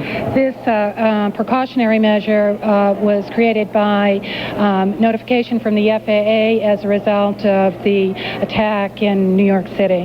What will happen now in terms of security? Right now, we are at a highest security level per the FAA, which is a level 4. We are closing the airport down. There'll be no one entering the airport, and we're in the final stages of processing people out of the airport. All aircraft are down. 25 planes were diverted to JIA. What's being done to help those passengers? Actually, we're working in conjunction with the Convention and Visitors Bureau, our parking company, the rental car companies, and the airlines in making sure that people have transportation to hotels. What suggestions do you have for those who had planned to fly out of JIA sometime today or even this evening? Yeah, we definitely want to get the word out that if you had a flight out of Jacksonville International today, do not come out to the airport. I would suggest to wait till the phone lines probably clear up a little bit and touch base with your airline to see what arrangements are going to be made. We're operating until further notice with the airport closed. Maureen Carson, thank you very much for joining us. Maureen is the Chief of Public Relations here at Jacksonville International. As you heard, the airport is shutting down and is shut down indefinitely. Of course, we'll continue to follow this story and bring you more. For now, we're live from JIA. I'm Jennifer Wall. All right, thanks a lot, Jennifer. And things are beginning to close. We have another update for you. We have been told that the Jacksonville landing is now closed. And of course, we'll be bringing you updates throughout the day and more on the latest information as soon as we get it. You can also check out our website. That's news4jax.com. And we'd like to return you now to CBS coverage of America Under Attack. Walk right into the White House and take command there. Another school of thought is, well, that may not be such a good idea. We'll see where he goes. In the meantime, Vice President Dick Cheney is in charge at the White House in the Situation Room. New York Mayor Rudolph Giuliani said there's been, quote, a horrendous number of lives lost in the assault on this city. These are the worst attacks on the U.S. mainland in modern history. You'd have to go back to the Civil War for anything approaching it. That's not too strong a statement. Certainly this is not on the order of the Civil War, but for an attack on the American mainland, not in the 20th century, nor in the early stages of this, the 21st century, has been an attack such as this. And I'm going from memory here, but Abraham Lincoln once said, speaking of how America had never been invaded, that Lincoln, one cannot imagine the footprints of an enemy in the Appalachians or an enemy drinking from the Ohio. But what we've seen and heard today in these horrifying scenes come as close to that as we've ever had in this country. Palestinians in the occupied West Bank and gunmen at refugee camps in Lebanon are reported to have fired in the air to celebrate news of the attacks. Hospitals here in New York are overwhelmed with patients as that massive cloud bellows into the skies, but also the smoke can clearly be smelled in places such as St. Vincent's Hospital, where they're just overwhelmed. Hundreds of people have burned from head to toe, according to Dr. Stephen Stern at St. Vincent's Hospital in the Greenwich Village neighborhood of Lower Manhattan. The whole of Lower Manhattan is coated with a half-inch of dust. Lee Cowan is live in that tip of Manhattan now covered by smoke. Lee? Hi, Dan. Perhaps a firefighter summed this up really the best way. He said that, frankly, you're looking at ghosts down here. What his fear is that the command post, at least the first command post that was set up after the first explosion, was just to the west of the North Tower. And what he fears now is that they were right in the line as that building collapsed some hour and a half ago. Now, he said those are some of the best, some of the brightest folks that know exactly how to work this kind of search and rescue effort, some of the logistics, who to put where and why, and he hasn't heard from them since. That's what he's worried about the most. Excuse me. We talked to the building manager of the World Trade Center just a short while ago. He said while he was on his floor trying to evacuate people, he got out of the building about a second before it collapsed. He said just on the floor that he was trying to evacuate people on, there were hundreds and hundreds of people trapped as it collapsed. He barely got out. He doubts the people inside made it much any better than he did. We talked to a person just a short while ago who said he actually tried to run into the building Didn't work there, was passing by, trying to rescue as many people as he could. He's now been taken to the hospital because he has some injuries with his lungs. A lot of stories like that out here, Dan, that we're hearing. People going in, trying to do their best, but at this point, there seems like there's so little left of the building. We can't get much closer now than about a block away, which is where we were about 5 minutes ago. But clearly, everybody here is worried exactly what's going to be found, excuse me, underneath the rubble when they get down there, Dan. Lee Cowan, where the smoke permeates the air. A horrendous act of terror has, in a matter of minutes, changed the most famous skyline in the world. No one will ever look at this skyline again in exactly the same way. These attacks have forced evacuation of all government buildings in Washington, including the White House and other tall buildings across the country. And we're told to say the evacuation of the White House, we're told that Vice President Cheney with Condoleezza Rice, who's head of the National Security Council, are in the Situation Room of the White House, which has its own special security. Cell phone communications on the East Coast have been severely interrupted, and you are urged not to make cell phone calls, particularly unless you absolutely have to. All commercial aircraft have been grounded in the United States. We were told earlier that Canada had ordered a grounding of aircraft in Canada. The New York City primary election for mayor was called off today. Stock markets are closed. World leaders are expressing shock and horror. Foreign financial markets fell sharply on news of these attacks. The key London investment index plummeted a little over 5%. Oil prices went up by 3%. U.S. markets were closed. Go back to Harold Dow as we look at these scenes from Lower Manhattan. Harold, the bravery, the heroism of the police and firemen who plunged into this extremely dangerous situation needs to be noted. Well, there's no question, Dan. When I arrived on the scene, I ran into one of the police officers that I knew there, Cliff Hollingsworth. He was trying to get me to some areas, and I know when the building started coming down, he ran in one direction and I ran in the other. But these firemen, these rescue people who were there, these men and women came in to help try to save lives. And I suppose they were looking for other explosions, but I don't think anyone thought at that point that this tremendous building would come crashing down so quickly. I mean, as you saw from the video we just looked at, the heavy steel girders are part of that building and the concrete all crashing down with the dust, landing on these people who were trying to save lives inside those buildings. And we've noted before the distinct possibility that there may still be people trapped inside the debris of these collapsed buildings. That we'll have to see. Now, this just in, President Bush, we're now told, is to make a statement. This would be his second statement of the day from Barksdale Air Force Base in Louisiana. Now, that's, at Shreveport, Louisiana. Now, if you're asking, well, we thought the president was flying back to Washington from Florida. That was the widespread assumption, but assumption is the mother of a lot of erroneous reporting. And in this case, the assumption proved to be incorrect because the president, for reasons not yet explained, but no doubt will be explained, flew from Florida to Barksdale Air Force Base outside Shreveport, Louisiana, and we're told that the president will make a statement from Barksdale Air Force Base shortly. We, of course, will carry that as part of our continuing CBS News live coverage. Dan Rather at CBS News World Headquarters in New York with one of our most experienced and distinguished correspondents, Harold Dow, who was on scene down in the Wall Street area, came back here covered with soot, debris, smoke. We could not get a remote unit down in that part of the city to broadcast. Wouldn't have been a good idea to do it even if we could in retrospect.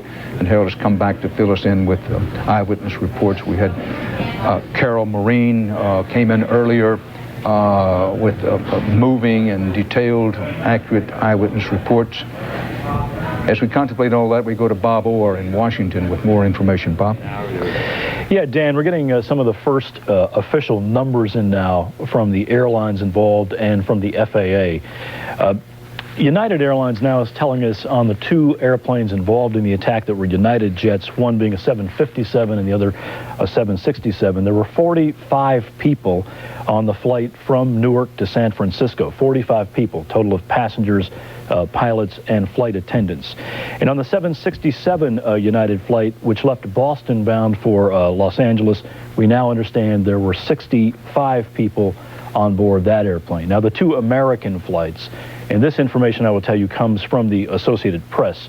American Flight 77, which was Dulles to Los Angeles, we now believe had 64 people on board, and the 767 from Boston to Los Angeles had 92 people on board. These were large airplanes capable of carrying more than that, but that is still a significant loss of life. In addition, the FAA has just told us a short time ago that there is now somewhat of a new concern. There are 22, we should say at least 22, international flights still in the air at this moment bound for the United States. There was some question about what should be done with those flights. The New York airspace is closed. The Washington airports are closed. Apparently now a decision has been made to allow the international flights to land. We're not sure exactly where. It is common when there are weather problems to divert those flights to either, say, Boston or Atlanta, even perhaps as far south as Miami. But I don't believe, from what we've been told, that they will be going into the New York or Washington area. In addition, there are also 50 domestic airline flights that are still in the air. These are planes that took off this morning during peak rush hour times and who literally were caught in the air when this terrorism attack unfolded. Even though the national aviation system has been closed down, those 50 planes obviously will be allowed to land, and the FAA says that it does not see any particular problem with that. One further point, picking up on something Correspondent Jim Stewart said a while ago, the planes involved in the attacks this morning were widely used, readily accessible commercial airline planes, 757s, 767s, and these are fairly easy to fly. Now, I say that with the understanding that if you have a rudimentary knowledge of flying, certainly if you're militarily trained, even if you were a civilian pilot, even of moderate skills, these planes are relatively easy to fly. They can be difficult and touchy to land, but in a situation where we saw that they were used basically as flying bombs, it's not difficult for someone with some rudimentary skills to take the control and sadly steer that kind of an airplane into a building. I would agree with what Jim said earlier, and this is in the realm of just theory and speculation, if you will, but I know a number of airline pilots have been through a number of their training programs, and I can't envision an airline pilot deliberately taking his plane into a populated area or into a large high-rise like the World Trade Center. He would, I think, in almost every circumstance, force the hijacker, if that's what it was, to take control in some kind of commandeer mode. So we're still getting preliminary information from the FAA, but certainly as far as the people on board the airplanes, the death count is not as terrible as it might have been at first blush. We're still checking, Dan. Bob Orr in Washington, you're looking at videotape of earlier this morning. You saw a terrible scene, never to be forgotten, a haunting scene of bodies coming down the side of the World Trade Center building, one of them before both buildings collapsed. In one of the most audacious attacks ever against the United States, terrorists hijacked at least two airliners and crashed them into the World Trade Center in what appears to be a coordinated series of blows, the blows that brought down both of the World Trade Center 110-story towers. A plane also slammed into the U.S. Defense Department, the Pentagon, hit a helicopter pad, then we're told, and then set fire to portions of the building. It brought the seat of the U.S. government itself under attack. There's never been anything like this in the history of the United States. This is something unique. Thousands of people are believed to be dead or injured. That's according to a high-ranking New York City police official who did not want to be quoted by name. New York City Mayor Rudolph Giuliani said, "I have a sense it's a horrendous number of lives lost." That's a quote. And another quote, "Right now we have to focus on saving as many lives as possible." The incredible amount of debris, steel, concrete, plaster, and what have you, now envelops what were the Twin Towers of the World Trade Center. In that debris, There may very well be some people alive at this moment.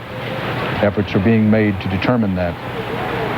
Authorities have been trying to evacuate those who work in this whole area of the Twin Towers. Many people are thought to have been trapped. About 50,000 people work at the Trade Center. American Airlines said that its 2 aircraft known to have been hijacked were carrying a total of 156 people. Fate of those people unknown, but one has to believe that many, if not all of them, are dead. Chris Yates of Jane's Transport of London said this is perhaps the most audacious terrorist attack that's ever taken place in the world. Another quote from him: it takes a logistics operation from the terrorist groups involved that is second to none, unquote. Now, Mr. Yates speaks of terrorist groups. There are those in diplomatic and intelligence circles who would believe that this kind of attack perhaps could not be coordinated and carried out on this scale without the help of some state governments, actual state governments. But that is, of course, speculation on their part. Nobody knows who brought this terror, this death and destruction, this horror to the United States.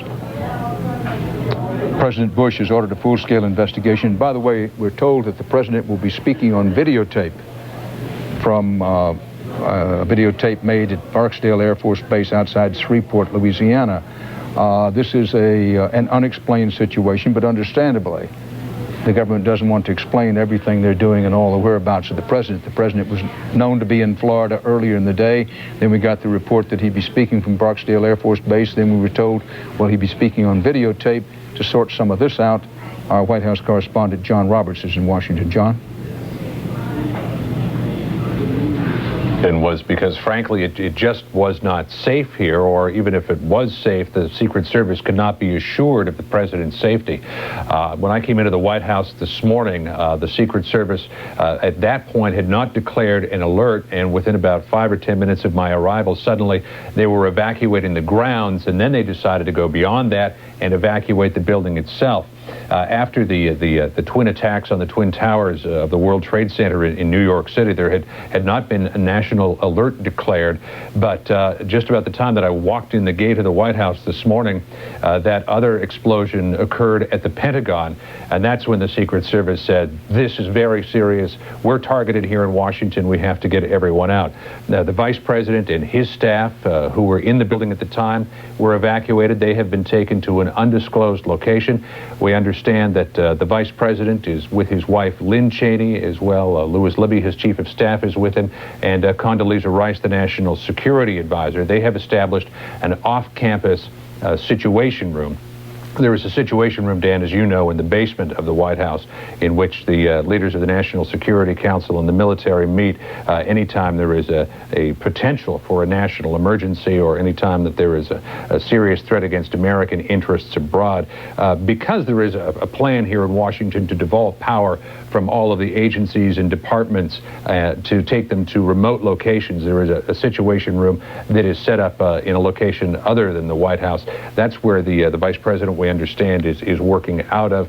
We have not been told of that location, but we do understand that he is in charge of the national security aspect of this, along with Condoleezza Rice and his Chief of Staff. President Bush, I think, had intended to come back to Washington. He said in his statement this morning from Booker Elementary School in Sarasota, he said, unfortunately, I'll be going back to Washington immediately after my remarks. But obviously, the Secret Service believed that it was not safe for him to come back to the White House, not safe for anyone, even at this point, to be within blocks of the White House. They have an immense cordon around that historic building, Dan. And one of the so-called doomsday aircraft, one of those 747s that had been dispatched to fly around the country as a command and control center in the event of nuclear war, in fact, had established a secure air corridor over Washington, and we saw a couple of F-16s flying over the area as well, just in case one of these aircraft may have been headed for the White House. I mean, they had to figure that if the Pentagon had been targeted, that one of those aircraft, not saying that it might be the one that went to Pittsburgh or not, but one of those aircraft could well have been targeted at the White House, and there just are not the defenses on hand at the White House, at least as I understand it, to knock something like a 757 out of the sky. So, Dan, this area is still not seen as safe. That's why the president is in Louisiana. We'll be hearing from him shortly from Barksdale Air Force Base. Dan? And we're told, to repeat for emphasis, John Roberts, that the president will be on videotape from Barksdale Air Force Base. Certainly there will be those from the Hate America centers who will take some satisfaction in that the President of the United States cannot return to the White House immediately. On the other hand, the Secret Service and other agencies in matters such as this understandably want to be super safe, super cautious, and that's what they're doing under these circumstances. This is an unprecedented attack on American institutions, on the American people, on our own home ground, unprecedented. Never happened in this scale in the 20th century, never has happened in the 21st century. This scene from ground level in New York, the World Trade Center area, shows you what the conditions there are. And Russ Mitchell is here with more details about New York hospitals being overwhelmed with the casualties. Russ? That is correct. New York Mayor Rudolph Giuliani says right now the city is utilizing some 50 hospitals in the area, and that's expected to climb to 100 hospitals by the end of the day. He is also urging residents to leave lower Manhattan, the area where the World Trade Center towers were. Strange to say that, but where they were. As you have said several times today, Dan, all of New York is about on fire, but downtown Manhattan is awful chaotic, and complicating the situation is all subway service in Manhattan has been suspended. Subways, the way many people, millions of New Yorkers get to work every day, that subway service has been suspended. Therefore, people are being urged to walk, evacuate lower Manhattan. Another concern that city officials have is many police officers and firefighters are believed to have been injured in the blast downtown this morning. And beyond New York, the U.S.-Mexico border has been closed, and the U.S.-Canada border has been closed as well. Russ Mitchell. Authorities in Washington immediately after the Pentagon was hit began deploying troops, including an infantry regiment. This is a precaution. The Situation Room at the White House is in full operation. Vice President Dick Cheney in charge with Condoleezza Rice, head of the National Security Council, at his side with their aides.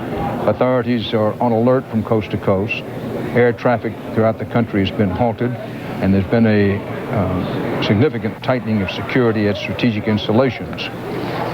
American Airlines identified the planes that crashed into the Trade Center as Flight 11, a Los Angeles-bound jet hijacked after takeoff from Boston with 92 people aboard, and Flight 77, which was seized while carrying 64 people from Washington to Los Angeles. Just pause for a second. New information is coming in, and information is being concerned. American Airlines now says that 2 of their planes were crashed into the World Trade Center. First, Flight 11, Los Angeles-bound, out of Boston, 92 people aboard. How did the hijackers get control of that plane? How did they crash it into the building? It has the signature marks of a suicide mission, of course. And then the other American Airlines flight, 64 people from Washington to Los Angeles, crashed into the World Trade Center. Barksdale Air Force Base, Louisiana, news alert. President Bush says military on high alert status. Bush says he has taken all appropriate security precautions to protect Americans. There'll be more coming. This from the videotaped talk to the American people that President Bush has made. Now, keep in mind the president was in Florida. It was believed he was going back to Washington. In fact, he said he was heading back to Washington, but instead he's apparently gone to Barksdale Air Force Base outside Shreveport, Louisiana, and we're expecting to have the videotape of the president's remarks for you at any moment now. But what the president said is coming over the wires, and that President Bush said the United States has taken all appropriate steps to protect the American people. The president says that we will hunt down and punish those responsible for the attacks on the World Trade Center and the Pentagon. If you're saying to yourself, well, I've heard at least one American president say that before, you are correct. That President Clinton said that after the first attack on the World Trade Center and after the attacks on the American embassies in Africa, and indeed after the attacks on the American embassies in Africa, a twin strike by cruise ballistic missiles, 2 strikes, one launched in Afghanistan and another to Sudan, were taken after in 1998 after attacks which were believed to have been the work of Osama bin Laden and perhaps some state-sponsored terrorism groups connected with him. President Bush says, we have taken all appropriate security precautions to protect the American people. The president in this new statement says, make no mistake, the United States will hunt down and punish those responsible for these cowardly acts. The president of the United States says the U.S. military has been put on what he calls high alert status. He says he has taken security precautions to ensure the functioning of the U.S. government. The president cut short a trip to Florida following the attacks this morning in New York and Washington. But where the president is going to wind up, we do not know at this time. Instead of going to Washington, he apparently went to Barksdale Air Force Base outside Shreveport, Louisiana. At least that is what we were told. And the videotape that we're expecting any moment from the president will originate there. New York City Mayor Rudolph Giuliani reports rescue workers are finding survivors. Here's a ray, just a glimmer of New York. The mayor says Lower Manhattan looks like it was bombed in World War II. Well, it has been bombed in the World Terrorism War of 2001. Bombed in the sense that American Airlines says 2 of its planes were hijacked, and then they were we know not how, the details of them, but they were crashed into the World Trade Center itself. These scenes are where the debris is thick and the smoke goes like clouds